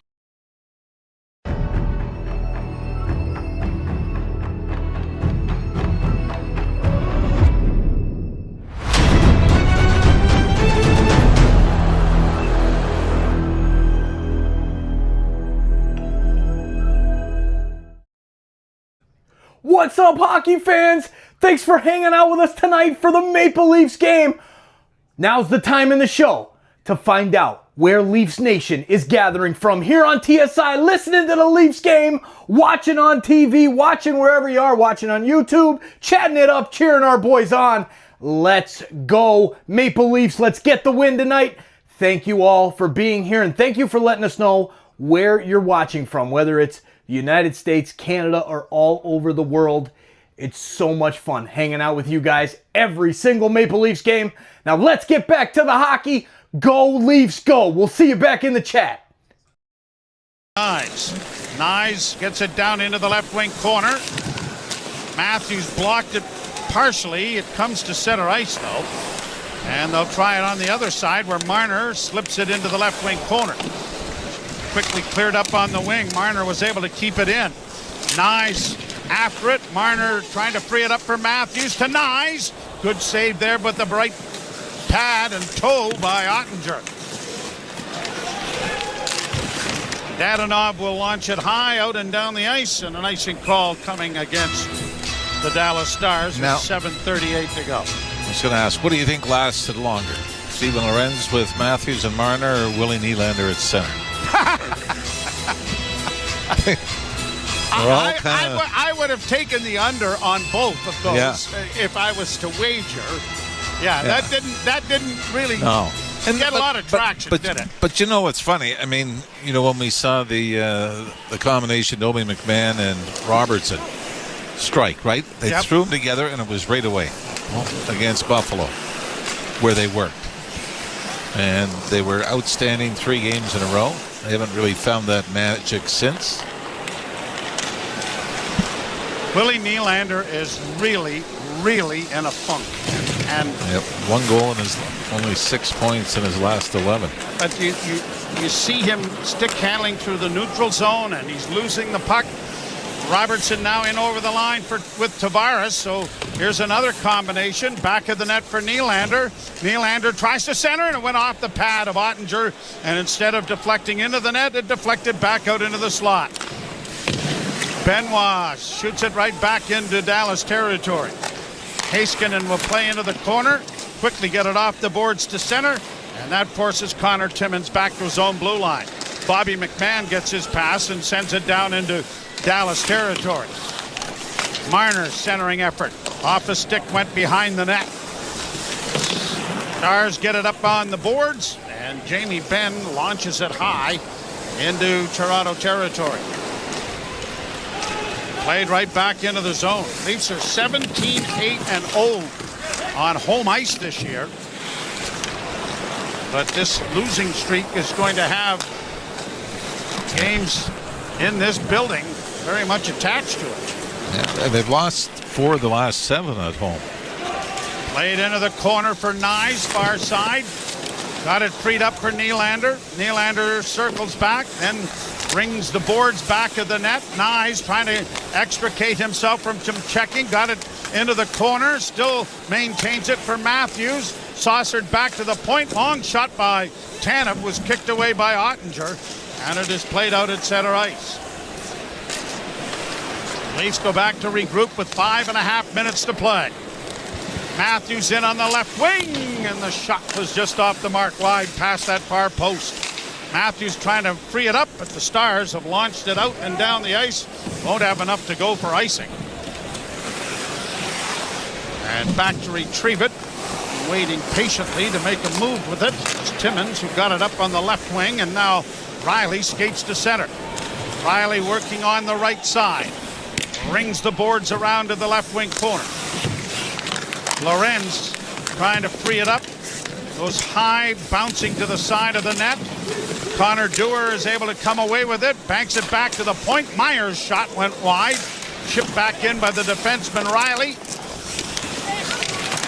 David Camp now against the boards. Trying to get it freed up for Timmins, but the Stars have broken it out. They're going to get to the Leaf blue line and just send a long shoot in wide of the Leaf goal. 4.5 minutes to play. Lorenz fires it in. Ottinger out of the cage to play it back.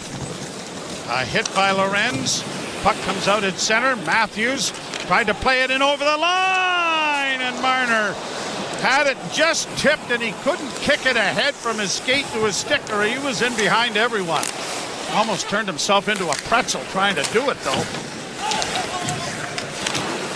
Matthews, pass up on the left wing for Marner. To the line. That looked like it was offside, but no call. Pass into the slot area. Deflected wide. And pushed out at center ice, so never mind the video review. The boys can take the rest of the night off. Round on the boards for Connor Timmins. 3.5 minutes to play in the third. Oliver Ekman-Larsson waiting for teammates to get exchanged. Sends a pass up on the right wing for Nylander. Nylander on the left wing for Domi, and he fired it high and wide of the goal. Like he might have had that top shelf available, but just missed.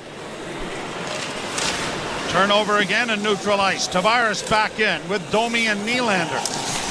Played in along the boards. Domi centers, and Nylander couldn't reach it. Stars have sent it back down into the Toronto end with 3 minutes to play. And they're heading for the exits. Tanev for Nylander. Tipping it in over the line. And on their way out, some of them are booing.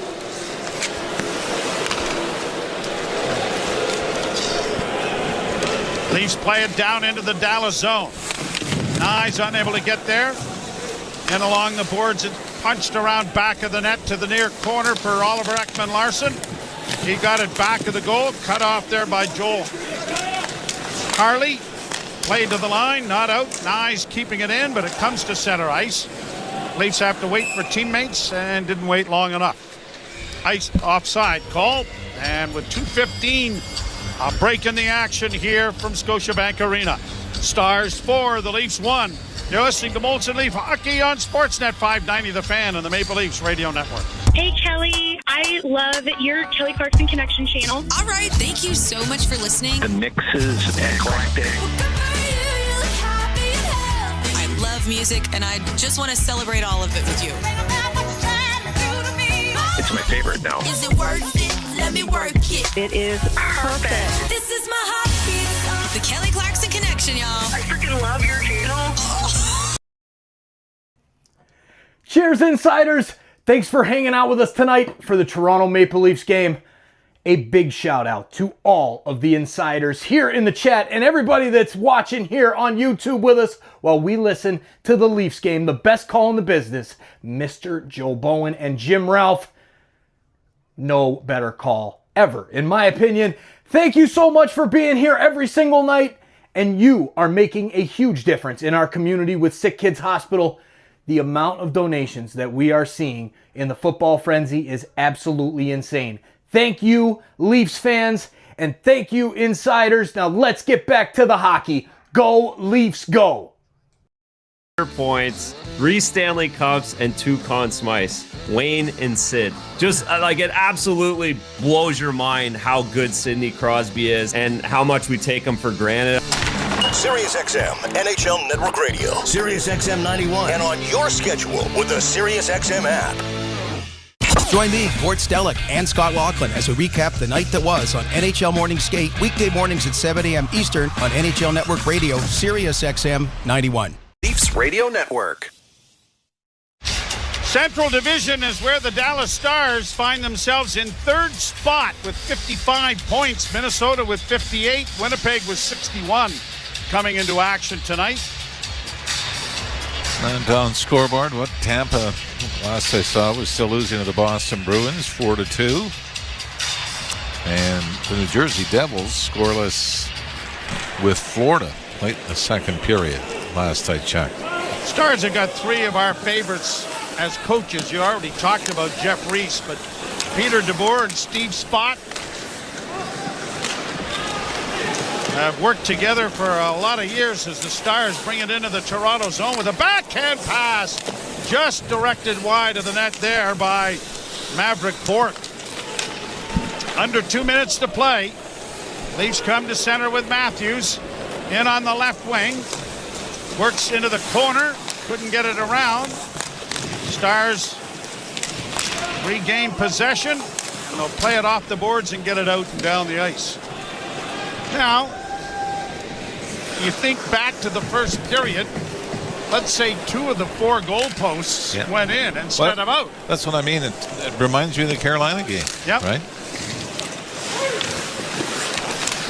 And I'm not going to say horrible goals the other way, but maybe the first one, especially on Wall, where kicked out the big rebound. Leafs working on their goalie out allotment. Back to the point it comes. Marner with a wrist shot. Ottinger the save, and he's managed to get the glove on top of it to stop play with 55.8 seconds remaining in the third period. Nothing else. This is one of the other things that you find, because the schedule has been so compacted and they're playing back-to-back games so often. Yesterday was the first full day of practice they've had in almost a month. A month. Of course, what kills that is you get Vancouver in, who've played back-to-back. They don't get into the next day and everything. But just the lack of practice time that you want to work on things. I mean, pass off a stick was back of the net. Robertson is out there. Played back to the point to Oliver Ekman-Larsson. Wrist shot by Timmins, deflected wide of the goal. Stars can't get it by OEL. They'll try again in the near corner. Joel Harley got it to the line and out. And it is grabbed off by Toronto.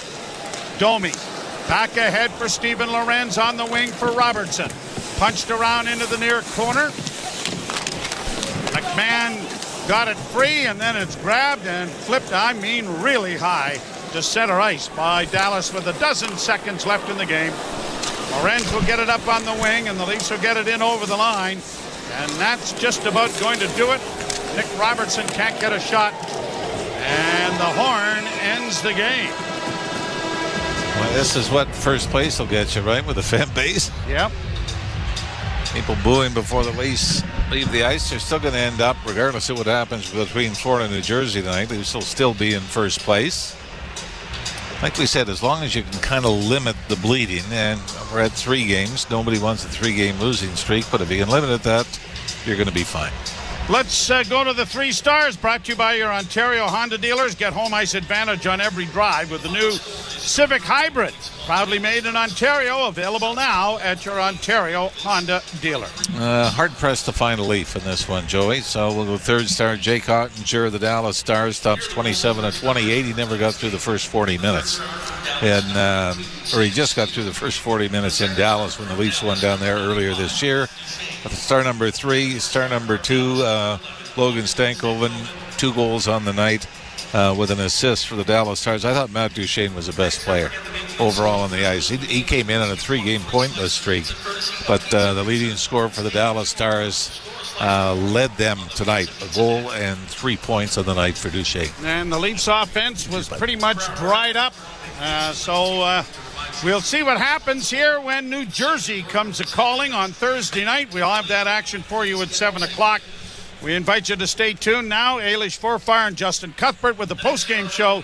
Leafs drop a 4-1 decision to the Dallas Stars. You've been listening to Molson Leaf Hockey on Sportsnet 590, The Fan, and the Maple Leafs Radio Network. You've been listening to Molson Leafs Hockey on Sportsnet 590 The Fan and the Leafs Radio Network. There's a Molson with your name on it. This week on Let's Go with Bill Belichick, Max Crosby, Peter King, and me, Jim Gray. Your thoughts on Mike Vrabel becoming the new head coach of the New England Patriots? Mike's a terrific coach. I thought he did a great job at Tennessee. His teams are always very well prepared. They're tough. They're competitive. They play very good situational football. He does an excellent job of developing players and building the team. Good game plan coach. I love Mike Vrabel. Listen to the extended version of Let's Go, now available exclusively on the all-new SiriusXM app. Under review. So I always crack up when people go, I got a 4th and a 5th and a 6th. And Charlie Brown got a rock. I'll take the 4th, 5th, and 6th over the rock. If you miss on your first-round draft pick, it can happen. You miss the second time, what are we doing here? You miss the third time, you should be fired. What are you doing running your team's draft? No excuses. Under Review with Mick Kerr, 11 a.m. Eastern on NHL Network Radio, Sirius XM 91, and the Sirius XM app. The Power Play with Steve Koulias. Vegas Golden Knights head coach Bruce Cassidy. What gets you excited when you see their team, really starting to function at a high level? Now you're bringing new guys in and creating a culture for them. I have always enjoyed.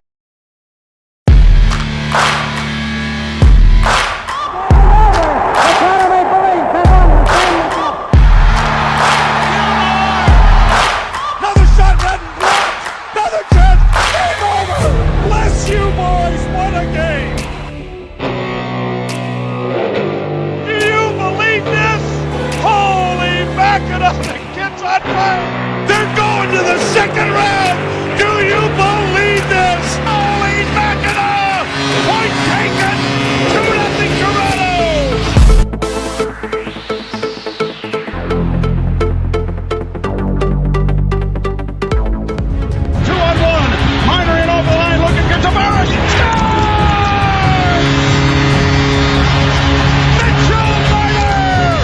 Thank you for finding us. Thank you for sharing out the link and bringing more hockey fans to our awesome community here on TSI. And let's get back to the hockey. Go Leafs, go!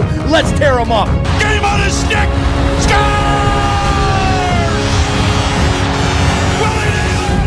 Changing the world, one insider at a time. We'll see you in the chat. And holy Mackinac, go Leafs, go.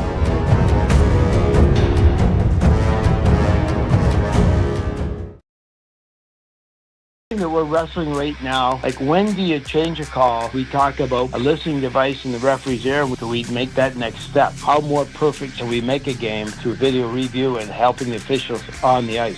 Sirius XM NHL Network Radio, Sirius XM 91, and the Sirius XM app.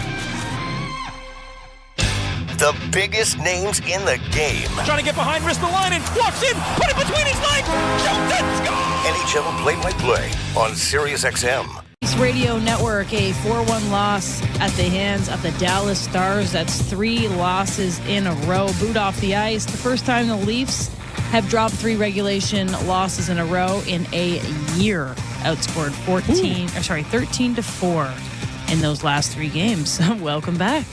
Yeah, I don't know if that's season low point, but it definitely had some of the important hallmarks for a team reaching that. You've got the fans booing. You've got that followed up by completely non-competitive hockey. You've got a goaltender pulled at the end for the Leafs and the fourth liners out there, or a little hybrid of the third and fourth liners out there, not really chasing a goal, but I guess out there technically to chase a goal. That was a pretty rough conclusion to that game and a pretty bad game overall for the Maple Leafs, who have definitely hit their midseason malaise and need something to snap out of it. Yeah, there wasn't much positive, honestly. That Austin Matthews goal to lead the Leafs to the beginning of the first period there was a nice moment, but it just didn't feel like there's a lot of push, a lot of intensity, and I think that's how a lot of fans have felt watching this team over the last 3 games, which makes sense with the outscored nature that they've been handling, and at home too. It's not a great feeling. They're going to play against Sheldon Keefe's New Jersey Devils on Thursday, so if you can't get up for that one, you got a problem. Yeah, that's an important one. That's definitely an important one. Again, there's a lot that went into this game in terms of like lineup changes, and Steven Lorentz on the top line may have to go back to basics and put your best foot forward, and then you see what you got after that in a big game against the Devils this week. Let's take one last look at the NHL scoreboard presented by Bet365. Whatever the moment, it's never ordinary at Bet365. Must be 19 plus. Ontario only. Play responsibly. Visit ConnexOntario.ca. 3 other games have reached conclusion. The Capitals and Logan Thompson stay hot, blanking the Ducks 3-0. The Kraken got a 4-2 victory over the Penguins, and the Sharks doubled up the Red Wings 6-3. Still ongoing. The Bruins have a 4-2 lead over the Lightning. In overtime, the Flyers and Blue Jackets are tied at 2. Panthers and Devils are just starting the third period tied at 1. Senators have a 1-0 lead in the third period over the New York Islanders. The Jets continue to pour it on against Vancouver. They're up 5-0. Predators up 4-2 over the Golden Knights with a little bit of time left in the second period. Blues up 1-0 over the Flames, end of 2. And in the first period, the Rangers have have earned a 1-1 tie right now with the Avalanche, and also knotted at 1. The Canadiens are in Utah tonight. All right, our next Molson Leafs hockey broadcast here on Sportsnet 590 The Fan is Saturday night for some Montreal Canadiens. It's going to be a good one at the Bell Center. All right, we'll send to Leafs Talk with JD Bunkus and Sam McKee. Thanks for listening to Sportsnet 590 The Fan and the Maple Leafs Radio Network.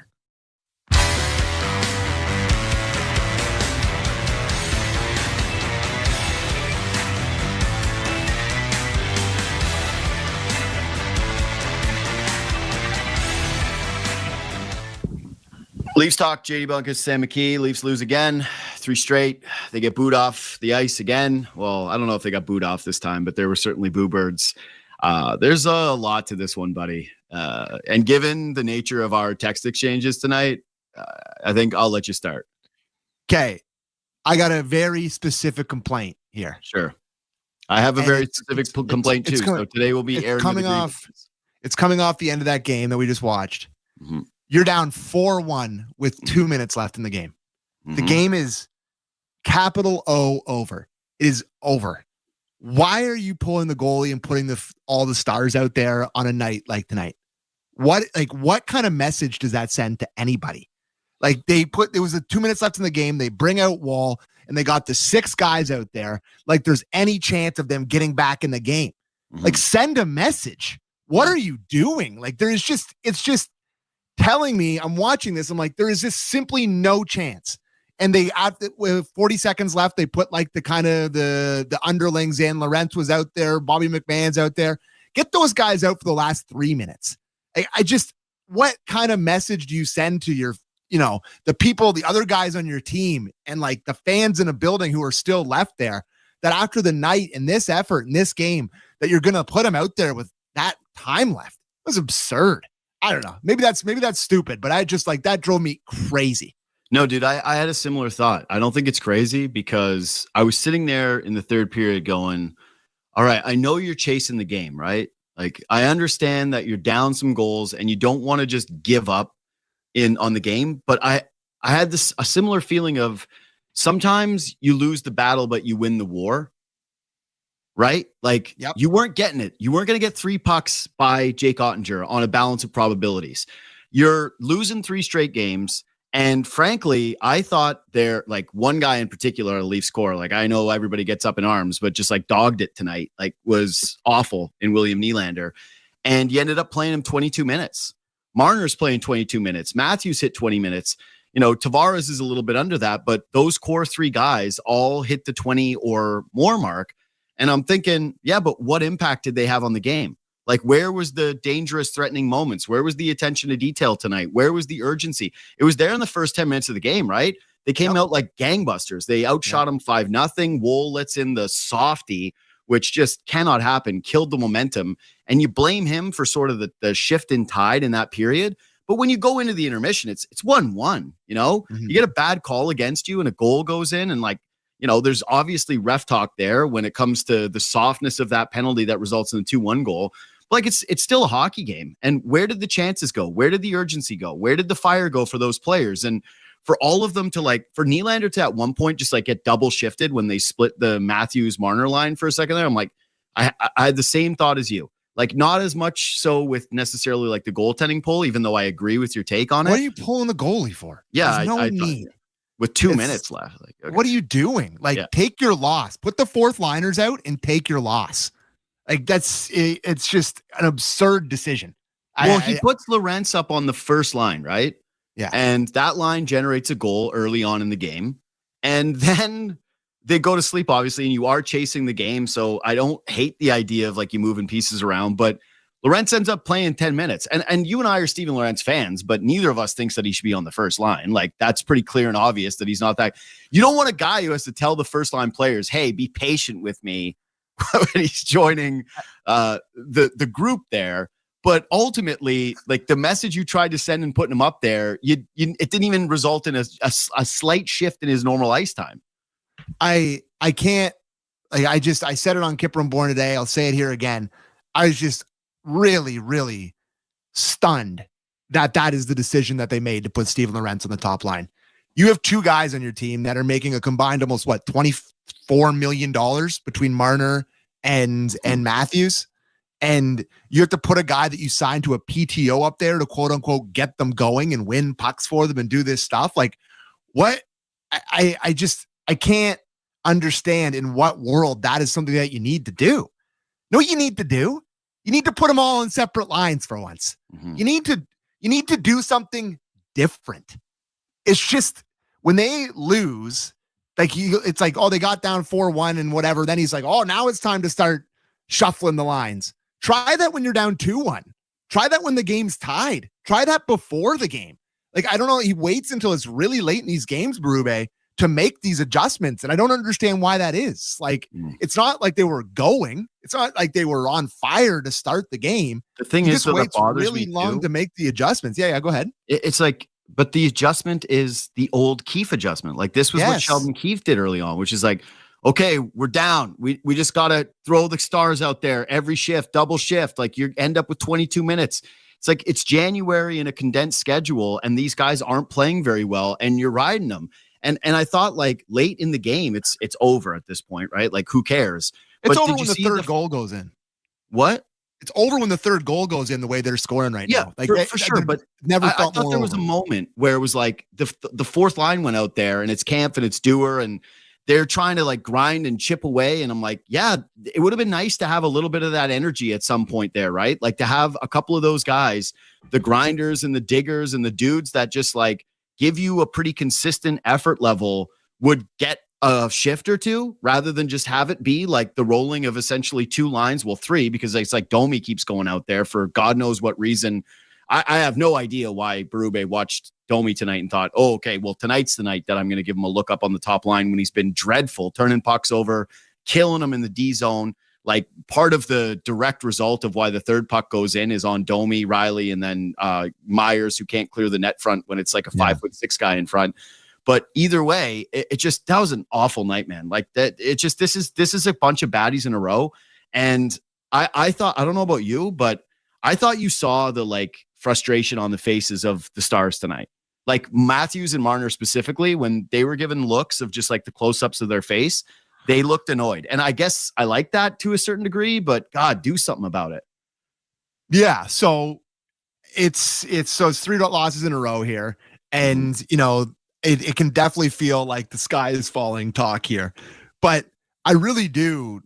I'd be lying to you if I said I didn't have some concerns here. Yeah, but like, again, though, like, I hate this stuff because it's like, I know Toronto is a reactionary market, and I know that we cover this team on a day-to-day basis. And so it's like the narratives can feel like a roller coaster at times. And it's like, you know, we get accused of like sky is falling talk from time to time, but it's like, they played poorly in these games. Like, they haven't looked good. There's been some trouble. Like, call it like it's, you see it. I feel like there's some warning signs here. Yeah, for sure.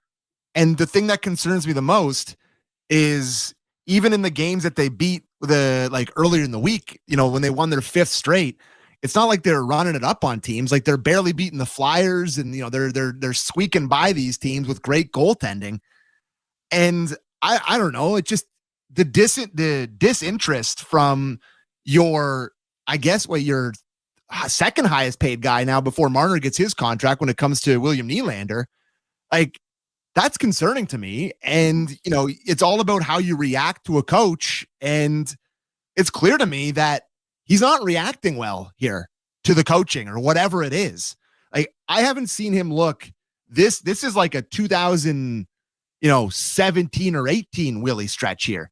This is like a totally engaged, disinterested, turning the puck over every time the puck touches his stick, not making the right play, no moving his feet.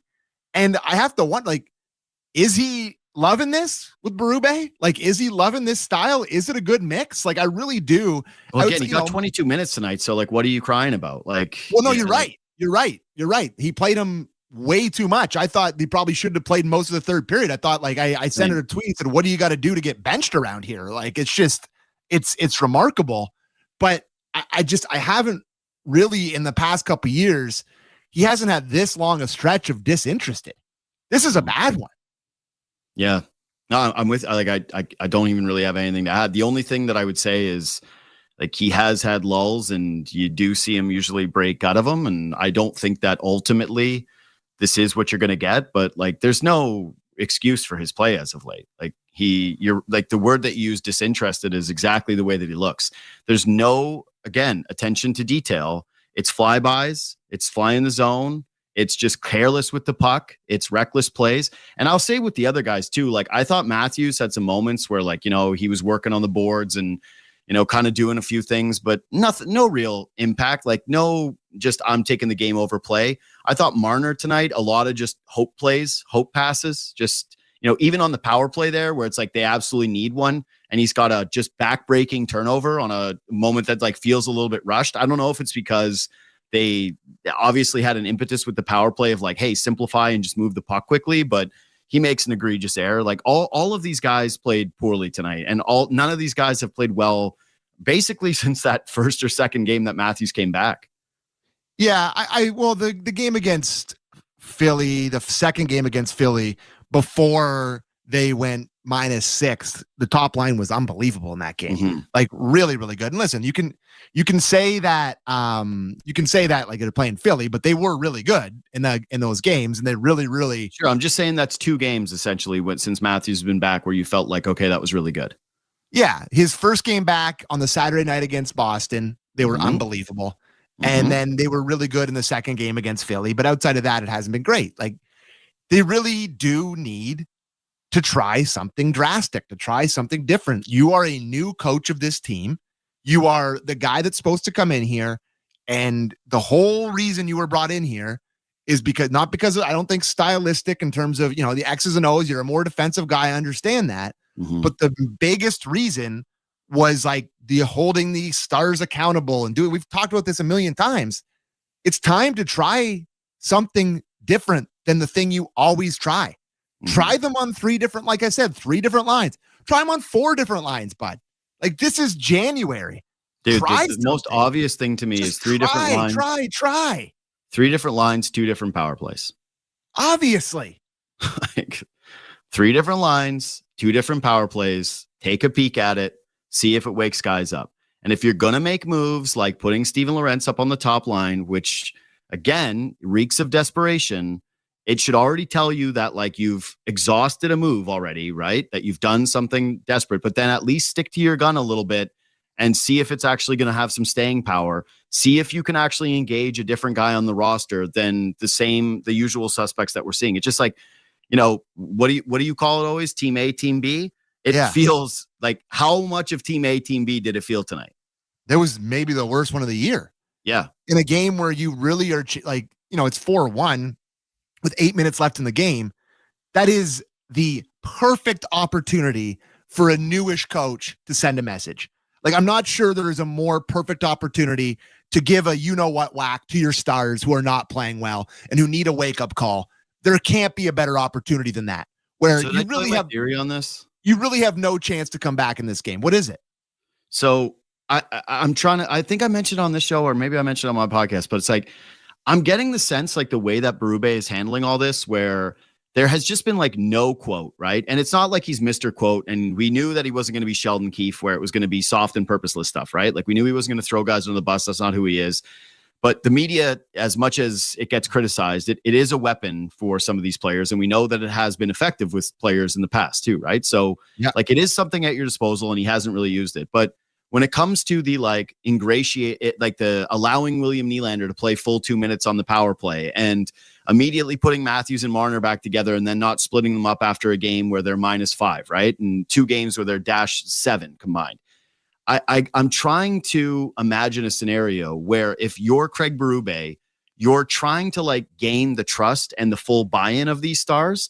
And part of that has been coming, like his approach is, well, I'm just going to kind of let them sort of have it their way, let it run its course as long as possible. And then, I don't know, once I feel like they trust me more, that's when I start to get maybe a little bit more aggressive. Like, I'm glad to a degree he hasn't done it up until this point.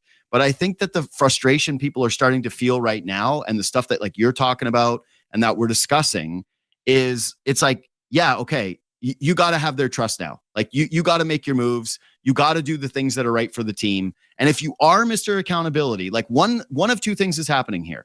Either Craig Berube is looking at all of this stuff that we're talking about, and he's saying like, it's not a big deal. they're snake bit, bad bounces, kind of reiterating that same excuse culture that the Leafs have had year over year that we're trying to get rid of, or he's just trying to save his bullets and use it at the right time. But it's starting to feel like now is the time, regardless of where they are in the standings. And in fact, I would actually argue that where they are in the standings, it's more important to do something like that right now, right? Like have the standard be the standard kind of thing. Yeah, use a bullet when you're perceived in a good spot, but you don't feel like you're doing well enough as a team. And it kind of carries more water that you say, holy crap, we're in first, but this isn't good enough. Like you said, make the standard the standard. Yeah, like and I just used one of those bullets against Anaheim in game 3, right? And I'm glad Berube didn't do something like that because that would have felt like we're getting to bullet time here. That's what I'm saying. Is we're in the bullet zone. Like you fire a bullet or two here, buddy. Like we're ready to see you shoot the gun. This isn't the golden gun here, bud. You got more 1 or 2 to shoot here. Like you can fire off a couple before the end of this year, but it really does feel like they're dragging and they need something. Like, listen, there's some built-in excuses here. Ton of hockey, compressed schedule, 4 Nations baseball. Of course, but I think those are valid reasons, and I think they're playing more hockey in a shorter period of time than they usually do. That's true. But all the more reason to use other ways to motivate, and going in the media today and talking at practice being like, we've actually been 23% over the last 10 games on our power play isn't exactly what I want to hear from the coach of Mr. Accountability. Right? Like he's like, well, over the last 10 games, we've actually been 23%. It's like, that's Sheldon Keefe talk. That's Sheldon Keefe. That's like, that's what Sheldon Keefe would have said. Talk. It's like that's been the organization's talk is, we got goalied, we got bad bounces, bad ref, bad call. Oh, we just got to stick with the process. It's like, okay, man, well, the process has resulted in this entire era having 1 playoff win. So what are you so afraid to tinker with? No, I'm totally with you, man. And thanks for hanging out with us tonight for the stuff about people thinking.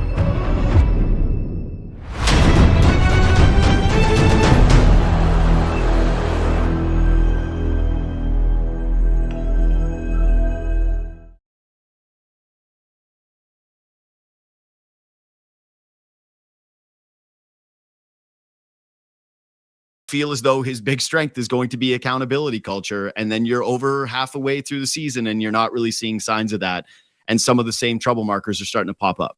Well, yeah, and it's you see, I've seen stuff like, Florida loses and they can lose to bad teams too. Yeah, they won the cup. This isn't like a 1-year thing with the Leafs. I think there would be a pretty big grace period here if they had won the cup. In fact, it would be really tough to do Leafs talk because we'd be like, surprisingly. Actually, that's like, we can't do it if they win the cup. Like the show's over because we just would come on here and be like, yeah, but they won the cup, so who cares? Right? Like, pretty much. We actually can't have them win. Like, it's terrifying. It would end our show. We'll just pivot into something else. The run would be fantastic. Then we just do Jays. We do Jays. We do Jays. We do Jays. Well, but that one's cornered by a lot of different people, so I can't take that. It would have to be like, I don't know. TFC talk, but the numbers might hurt on that one. Yeah. Anyways, like pretty tough. Argos talk, actually. That's the pivot. There it is. Anyways, I think that the having the same guys for so long here and doing the same thing every year, now just having a different coach, it's just, you have way less leeway because, lack of a better term, people are sick of this crap. Yeah, and they're sick of the patterns, and they've watched this series before, and we're at the part of the soap opera that like you've watched a million times where they're doing the thing where they're checking out and they're not taking accountability, and people just Marner gives a bad quote. Morgan Riley is playing badly, like Willie Nylander's going through his bad stretch. Like people are sick of the beats of this core, and this is always what our take was. If you're ever going to shake it up, just to have something different so it looks different. Like, think about how great they looked when Matthews went out, because everybody's contributing and everybody's playing in a different role and all this stuff. And it's like, as soon as Matthews gets back in there, it's the 2 pairs, Tavares and Nylander and Matthews and Marner, and it's team A and it's team B again. It's just, people are sick of watching them do the same things over and over. And they're good and they win, they beat teams, like they'll be in the playoffs, all that. But like the beats of it are all the same. And that's why people are sick. But it's not. But here's why it's not the same, though. Here's why it's not the same. And this is like what I led going into the season in terms of your level of optimism, is that I'm sorry, but the standard should be higher now for the Stars, given that 2 of them have already gotten their astronomical deals, right? And Marner is wanting one. And why have they gotten their astronomical deals? Well, they're like second astronomical deals, I guess, is that they are older. Like they're supposed to be in their primes. There's supposed to be a maturity that comes with them. And this is like if you want to take it a step further, for me, this is actually where Austin Matthews' captaincy has to kind of matter. Because if you're going to give him that C, I think a lot of it is like ceremonial, right? Like we agree being the captain isn't the same today as it was, in the 1970s. Remember Keith Pelly's like, we're not trying to sell jerseys here. We're trying to win the cup. And then immediately they're like, buy the new Matthews captain jersey. But don't you want to feel like he's taken over games? Like, don't you want to feel like his presence a little bit more consistently, night in, night out? And like, man, I just one quote ever out of him. Well, I watched Nathan McKinnon, I watched Connor McDavid, and I watch like the guys that he's compared to, right? Like the Four Nations is all about like Matthews versus McDavid. Yeah. Like, do you see this many times when McDavid disappears from an Oilers game and like you just don't like feel him for the vast majority of the hockey game? Very rare. No, very rare. That's what I'm saying. And with Matthews, and I know he's had the injury this year, so clearly you give him Game 7 of the Stanley Cup Finals when that happens. For McDavid. Like I'm just saying, like, I want to see what if the accountability culture was supposed to be like bring in a new coach and have a new captain. Then I want to see those 2 guys in sync, and I want to see those 2 stars or those 3 stars, sorry, like play their asses off on more nights than not, and kind of carry this team on more nights than not. To be able to understand that if they are going to split a power play or split the lines, that it's not going to be a big deal to deal with it, go out there and prove somebody wrong, or to dominate. Like, I just don't think that's too much to ask for, especially at this part of the development curve for these guys. Like it's time for them to start to own it. Otherwise it's like, you're going to get this from people, just the overall frustration whenever the bad losses happen. Well said. Can we end referendum talk now? I got a couple other things in this game I actually wanted to talk about. Yeah. I don't think it's referendum talk for me. It's just like, it's frustration talk. Like I hate watching them play when it's like this. I feel like I'm wasting my time. Ref talk? Yeah, it's a horrible call. Oh boy, that is one of the worst ones of the year. Like we've seen some bad ones, but boy, oh boy, this is a tough one. Like I don't know what's he supposed to do here. Like it's called playing defense. Like I didn't think that was the call when the whistle blew. No, it had to be something else. It had to be behind the play or like a retaliatory thing or something. Yeah, like, I just thought, there's something that's out of the frame that I didn't see or something that happened. And then all of a sudden they were like, no, that was the play. Like, you know me, I don't talk about the refs, but like that was awful like that. And it led to the 2-1 goal, and it definitely altered the course of the game. So it's the number one excuse for tonight. Yeah. I mean, they're going to talk about it and it is valid, but I hope they don't overplay it tonight because, as much as it did change the game, it wasn't the story of the game to me. You know what I mean? Berube want to call that Slash and Tavares, but let everything else go. I'm not going to get into the referees. Sounded like you got into the referees there. Yeah, that's literally me. That's literally me on Ref Talk. He did Ref Talk. He's like, we don't talk about the refs, but boy, they suck. Yeah, but boy, you could have let everything else go. Well, I'm not going to talk about the refs. And that's great. If that's your standard, yeah. Later in the Marner gets absolutely hauled down. It's close. Like it couldn't have been like if that is your standard, you got to call it. But listen, I don't even want the Leafs to go on the power play. I hate watching it. Like I truly, I'm like they're more dangerous on the penalty kill than they are on the power play. I dread their power play. So everyone's like, oh, they should have. No, just let them play 5-on-5.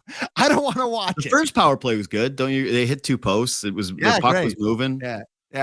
I mean, buddy, it's so bad that that's the standard now. Like, hey, the bar is just look okay and don't completely kill the momentum. Yep. They could have easily been up 2-0 on that power play. I thought that Ottinger was scrambly, and I will admit, I will take I will have accountability culture. Okay. I did send you a text saying that Ottinger has never made a save against the Leafs. And he was 0 for 50 this year on shots against the Leafs. Man. And even on that first goal, it's obviously a snipe by Matthews, but he's way off. A lot of space. Yeah, he gave him a lot of space. He lost to Matthews. Yeah, it's just cheated hard. Yeah, it was bad. So I sent you an Ottinger shot text, and then from that point forward, he saved everything. And I went, oh, he's pretty good. He's pretty good. Yeah, he's pretty good. Yeah, America might have good goalie there. Yeah. Also, loved the goal by Matt Duchene. Yeah, God, that's a sweet goal. Through the legs. And Mike Johnson on the broadcast did a great job of talking about how the skate, like that's how the blocking out of the poke check from Wall, because he got his skate in the way and he couldn't get the puck to it, and he puts the stick through his legs around the stick up into the top of the net. That's elite skill. And to be able to pull that off as smoothly and quickly as he did, that's a nice one. Duchene's had a good career here, man. And he's really found it again with the Stars. He's reinvigorated there. Good for Duchene, because he was like the career loser guy when he was playing with Colorado, and then he went to crappy Nashville, and like people were having questions about him after he played on that. He played on the 2014 Canada team. Right? Yeah, he got the Grim Reaper knock meme. Yeah, he did. He really did. All the dead bodies in the doorway and the Grim Reaper it was him. The next one was him. Like he was that guy. So he's turned it around. I think he's shaking good tonight. Yeah, and by the way, that just like to add the penalty on OEL, I don't think like that was a penalty. Like he drags him down. He was pissed off. Like to lead the third goal, like the one that ended the period before this one happened. Like because we did ref talk. Yeah, the one on Tavares is horrific, but that one at first glance when I saw it, I was like, "Oh my god, you're gonna call another one? Are you serious?" And then they showed the replay, and I went, "Oh, okay," because like OEL was bitching about it, right? So you know what OEL is great at? Taking a penalty and then getting mad at the guy for like diving. Yeah. He'll just like, as soon as a guy does it, he'll go over to them and he'll be like, dive, you're diving. Like, I love that move personally. Like, that's one of my favorite. I've done that a million times in beer league. Like, what a dive by you, but it's a great move, but he does it a lot. He's a are you serious guy? Yes. Yeah. Are you serious guy? Are you serious? He skates over the guy. Sometimes gives him a cross check. Like he really hates when he takes penalties and blames the other person. Yeah. So he did do that. That was good. Yeah. What did you think, by the way, just kind of a throw? Are you ready to do rapid fire? Yeah. Let's rapid fire it up. What'd you think of Jamie Benn taking that shot on 34? Loved it. Yeah. Loved it. I loved it for Jamie Benn, but did you I hate it for Matthews, but like, I mean, obviously I shouldn't say I loved it. I mean, I absolutely hate it that he can just do that, but it's a perfect spot. If you're him, like it's on a power play, got 5 forwards out there, all the pretty much softest guys, none of them ever fight, none of them ever do anything. And you got one of the best players in the world and you just skate by him and you just give him a shot. And if you'll remember correctly, Matthews, like some of the original like talk about what happened with his, his back was when Jamie Benn gave him a shot. I don't know how many years ago that was now, but 2 or 3 he gave him a shot. Clearly doesn't like him much, doesn't really think a whole lot of him, and he always goes after him. And if you're a Dallas Star, you love that. Like that's you love it because you feel like you can get in his head. That's the thing with Jimmy Benn. He's like, I'm the toughest guy. Reeves hasn't fought all year. He's not going to do anything. I'm the toughest guy on this ice. Like I'm just going to cross check Matthews completely unchecked. Nothing's going to happen. It's an obvious one for him. He's got to take that. Yeah. Just physical night for the like physical hockey game. Second period was horrid, like really just dry. Felt my eyes glazing over at times. But yeah, Ben has the huge hit on Marner, and then Domi gets just absolutely crunched by Dumba too. Great hit. Yeah, great hit. I mean, it did have Mark Bell vibes on Alfredson. No, it because can't be just throwing. Listen. Yeah, it's tough because you're playing hockey. You have a fractured cheekbone, right? And you got the bubble on. You got the fishbowl. And you still got to play your game. But it is tough that like you can just go headhunting a guy and you just like, I can't fight you, bud. Sorry, I got a broken cheekbone. Like it's a tough move. I get it. You have to hit him. It's a fine play, like totally clean. Got the arm up a little bit, but no head contact. Knocks him on his ass. He had his head down. But like when you go to answer and you're like, what? I can't do anything about it. It's a tough look, and that's why Sens fans hate Mark Bell so much. Yeah, I get what you're saying. Of all time with the birdcage on. Yeah, and I think Domi's even saying something to him about that, like for that, where because he points at his face and he's like, "What? What am I supposed to do?" Well, and I like that Domi's the kind of player that gets up and tries to fight his own battle, but also, how mad can you be when you're Max Domi when it's like you'd kill for that play? For sure, and like you're skating through the neutral zone with your heads in your feet. Like, I mean, that's just the literal epitome of puck watching. Like the puck is kind of like dribbling by him, and he's staring right at it, and he gets crunched. And like, I think I saw somebody in the chat being like, "How do you not respond to that?" It's like, he doesn't, because the puck was on his stick and he separated him. Like, and it wasn't violent. He got right up. It's hockey. Anyways, Philip Myers went over there and had a little conversation with him too. There.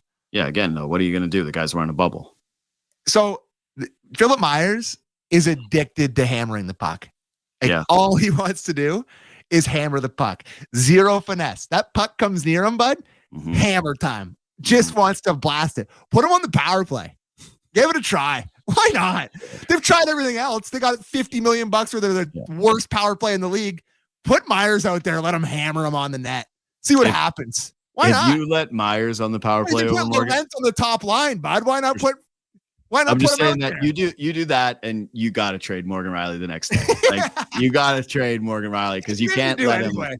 You can't let him show face around town knowing that like he lost power play time to Philip Myers. Let me see here. Anything else? Get the hammer. Fill up the hammer Myers like a darts player. Get him on the power play. This has gone too far. I got nothing else. I went through it. I got nothing. Yeah, I'm good. On that note, we can end it. On that note, subscribe to the podcast, leave 5 stars, hit the thumbs up, follow on Twitter and Instagram at JDBunkers at Sammy McKee. And it does suck though. I do because our next game Thursday night, big one after the Keefe Bowl, return to Toronto. Not the game you wanted them slumping going into. You know, good fast team coming into Toronto. And, you know, I don't know if they were on a bit of a losing streak coming into the year. I don't know if they've turned it around. I haven't been following the Devils as closely. But I just know that they were on a 5-game losing streak because Frank the Tank was like losing his mind for 2 weeks straight. So I knew they weren't. That's your Devils update, guys. That's my Devils barometer. But they're a good team. They're fast. They're coming in here hungry. Tons of money on the board. Leafs slumping. Has a chance to be bad for the Berube crowd on Thursday. Leafs need one. Like that is a response game. And maybe that's what gets Willie going. Hey? Maybe he's like, oh, that's like, maybe he wakes up because Keefe's in the building. Robertson's buzzing because the guy, you know, had his best game all year when he was playing against Keefe in the second game of the year. So maybe I'm looking for anything, but I'm a little worried about that on Thursday night. I am. All right. We'll see you after that one.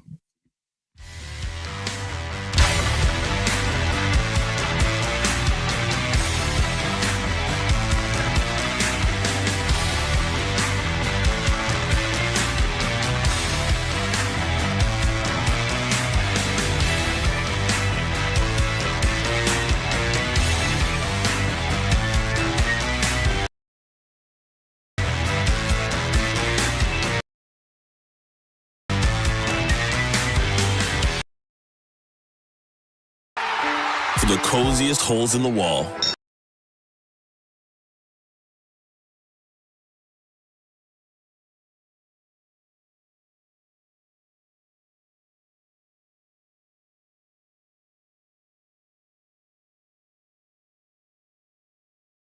On it. Canadian, Ultra, XL, Molson. Everyone in. Must be legal drinking age. The 2025 Honda Civic Hybrid is here, and it may sound too good to be true.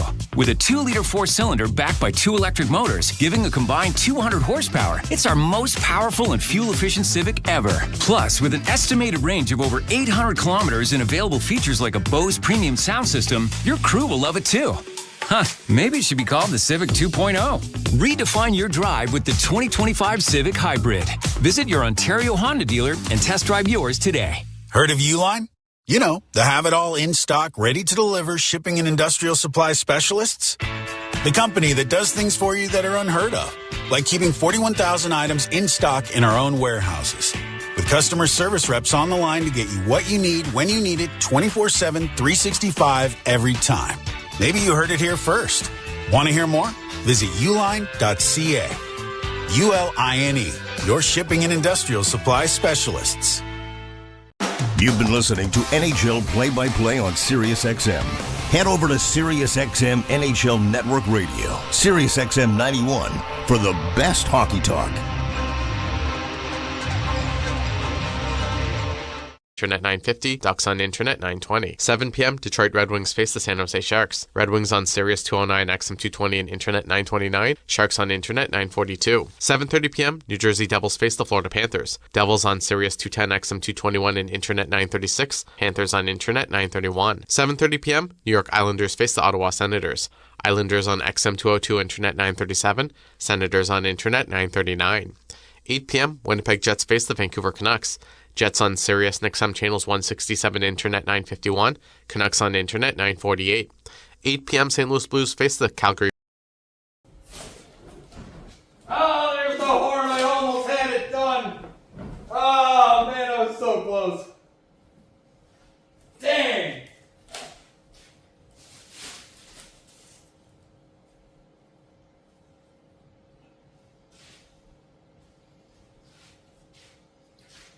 Game over. Thanks for hanging out with us tonight, Leafs fans. Crazy night tonight. Crazy night every night. It's been a pleasure hanging out with you. We'll see you guys tomorrow night for the Raptors.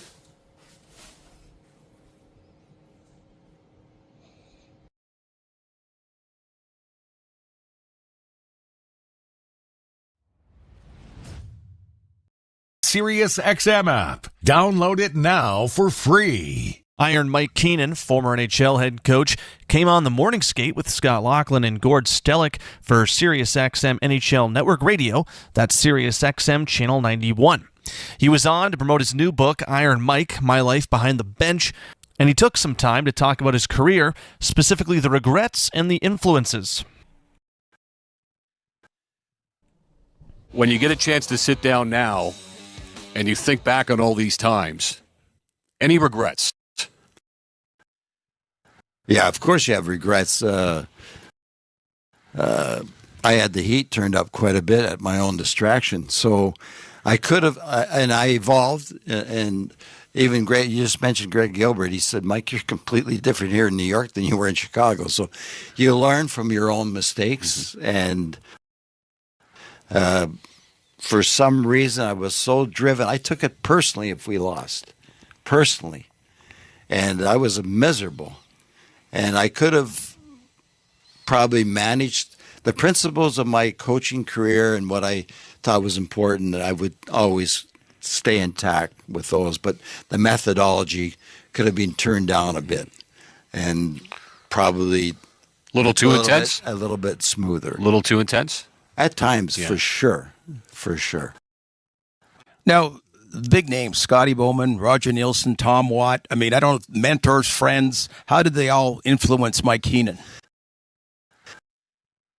Well, first of all, I played for Tom at University of Toronto, and then we developed a close relationship, and I would talk to him a lot about coaching.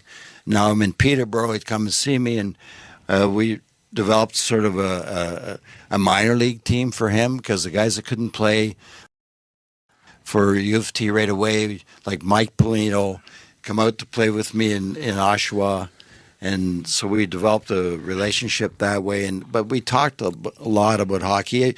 He taught me more about hockey than anybody else. And then Roger and I have a relationship through Peterborough. We're getting now into the, sort of the technical part of video replay and how that. And then I got Scotty Bowman, the greatest ever. He hires me for the first time, probably saw a little bit of himself in me, and he's calling me in the middle of the night after every game. He drives home from Rochester, and at 2 or 3 in the morning, and I'm not exaggerating, sometimes an hour conversation in the middle of the night. Why did you put Bob Mongrain on the penalty killing at that time? Like, okay, Scotty. But he was just, and he would test me all the time, and I just give him a firm belief in what I thought was right. And he respected that. So it was interesting to, and then we became friends over the years. It was a real 3 guys that really influenced my career. That was Iron Mike Keenan, former NHL head coach and author of Iron Mike, My Life Behind the Bench. He was in conversation with Scott Laughlin and Gord Stellick for the morning skate on Sirius XM NHL Network Radio. That's Sirius XM Channel 91. The PGA Tour comes to life on Sirius XM. It's your destination for everything on the tour. Hear live hole-by-hole coverage and expert analysis. PGA Tour Radio, Sirius XM 92. I'm Frank Trachtenberg with your Sirius XM NHL schedule for Tuesday, January the 14th. All times are Eastern, and please remember, All games, times, and channels are subject to change. Check SiriusXM.com for the latest updates. In the NHL, 7 p.m., Boston Bruins take on the Tampa Bay Lightning. Bruins on Sirius 208 XM 219 and Internet 921. Lightning on Internet 945. 7 p.m., Pittsburgh Penguins face the Seattle Kraken. Penguins on Sirius 211 XM 222 and Internet 941. Kraken on Internet 943. 7 p.m., Columbus Blue Jackets face the Philadelphia Flyers. Blue Jackets on XM 201, Internet 927. Flyers on Internet 940. 7 p.m., Toronto Maple Leafs face the Dallas Stars. Leafs on Sirius XM channels 91, Internet 946, Stars on Internet 928. 7 p.m., Washington Capitals face the Anaheim Ducks. Capitals on XM 223, Internet 950, Ducks on Internet 920. 7 p.m., Detroit Red Wings face the San Jose Sharks. Red Wings on Sirius 209, XM 220 and Internet 929, Sharks on Internet 942. 7:30 p.m., New Jersey Devils face the Florida Panthers. Devils on Sirius 210, XM 221 and Internet 936, Panthers on Internet 931. 7:30 p.m., New York Islanders face the Ottawa Senators. Islanders on XM 202, Internet 937, Senators on Internet 939. 8 p.m., Winnipeg Jets face the Vancouver Canucks. Jets on Sirius XM channels 167, Internet 951, Canucks on Internet 948. 8 p.m., St. Louis Blues face the Calgary Flames. Blues on XM 203, Internet 944, Flames on Internet 923. 8 p.m., Nashville Predators take on the Vegas Golden Knights. Predators on XM 204, Internet 935, Knights on Internet 949. 9 p.m., Colorado Avalanche face the New York Rangers. Avs on XM 205, Internet 926, Rangers on Internet 938. 9 p.m., Utah Hockey Club faces the Montreal Canadiens. Utah on XM 206, Internet 947, Canadiens on Internet 934. For 24/7 coverage of the NHL season and hockey across the world, keep it locked on SiriusXM NHL Network Radio, Channel 91. SiriusXM has soccer covered end to end. SiriusXM FC. Hear live play-by-play and talk shows hosted by legends of the game. It's SiriusXM FC on Channel 157. Former NHL head coach Iron Mike Keenan came on the morning skate with Scott Laughlin and Gord Stellick for SiriusXM NHL Network Radio, and he was asked about the long Alexei Kovalev shift during his time in New York, and he shared his side of the story about the skilled defensive talent that was Kovalev. The Alexei Kovalev shift. I've heard 7 minutes. I've heard 9 minutes. Hey, you stay out there. You kind of figure it out. Describe to us what went into that. How long was a shift? Certainly Kovalev was a talent, that's for sure, but he was a bit of an enigma. Super talent. Yes. And talented people sometimes are elusive. And Alex, I try to explain to him, you're getting 20 minutes. And I don't want the shifts to be 1 minute, so you have 20 shifts. I'm going to give you 40 shifts at 30 seconds so you can build the intensity up. Understand? Yeah, I understand, Mike. Goes out there. Of course, it's a minute and a half. I said, now, Alex, the guy that's supposed to be playing behind you just missed a shift because now we're going to the next rotation. You're out there for 2 rotations. Okay, Michael. So, again, next thing, does it again. So I said, oh, my God. So I said, okay, guys, this time when he comes back to the bench, he's now going to overextend his shift. He's going to be a little tired. Don't open the doors. He comes over and I said, get out. He thinks I love him now. Get back out there, I said. So then he comes over again. And now I said, guys, he's going to want to climb into the bench because he's done. I said, when he comes over, puts his leg up, push him back out. And they pushed him. But now they are laughing on the bench. This is in New York City. Right during the game. Back there. So Alex figures it out. He scores a goal in the middle of this shift. Wow. He gives himself a rest. Stays out there. Finishes the period. So I think it's about 9 minutes. I walk off the bench and said, Mess, explain it to him, will you, please? He said, I will. Don't worry. I'll look after it. So as a result, we fast forward now to the playoffs in Game 6, playing New Jersey. In the Jersey series, I double shifted him. When we had to come back, and he was electrifying. Mess got the 3 goals, but Alex was a horse. And it's very talented, powerful. And the problem was he was so efficient that he could stay out. But he didn't grasp the concept of just picking up the intensity. You could see, he could dangle and hanging onto the puck and nobody could take it from him. He was resting while he was out there. So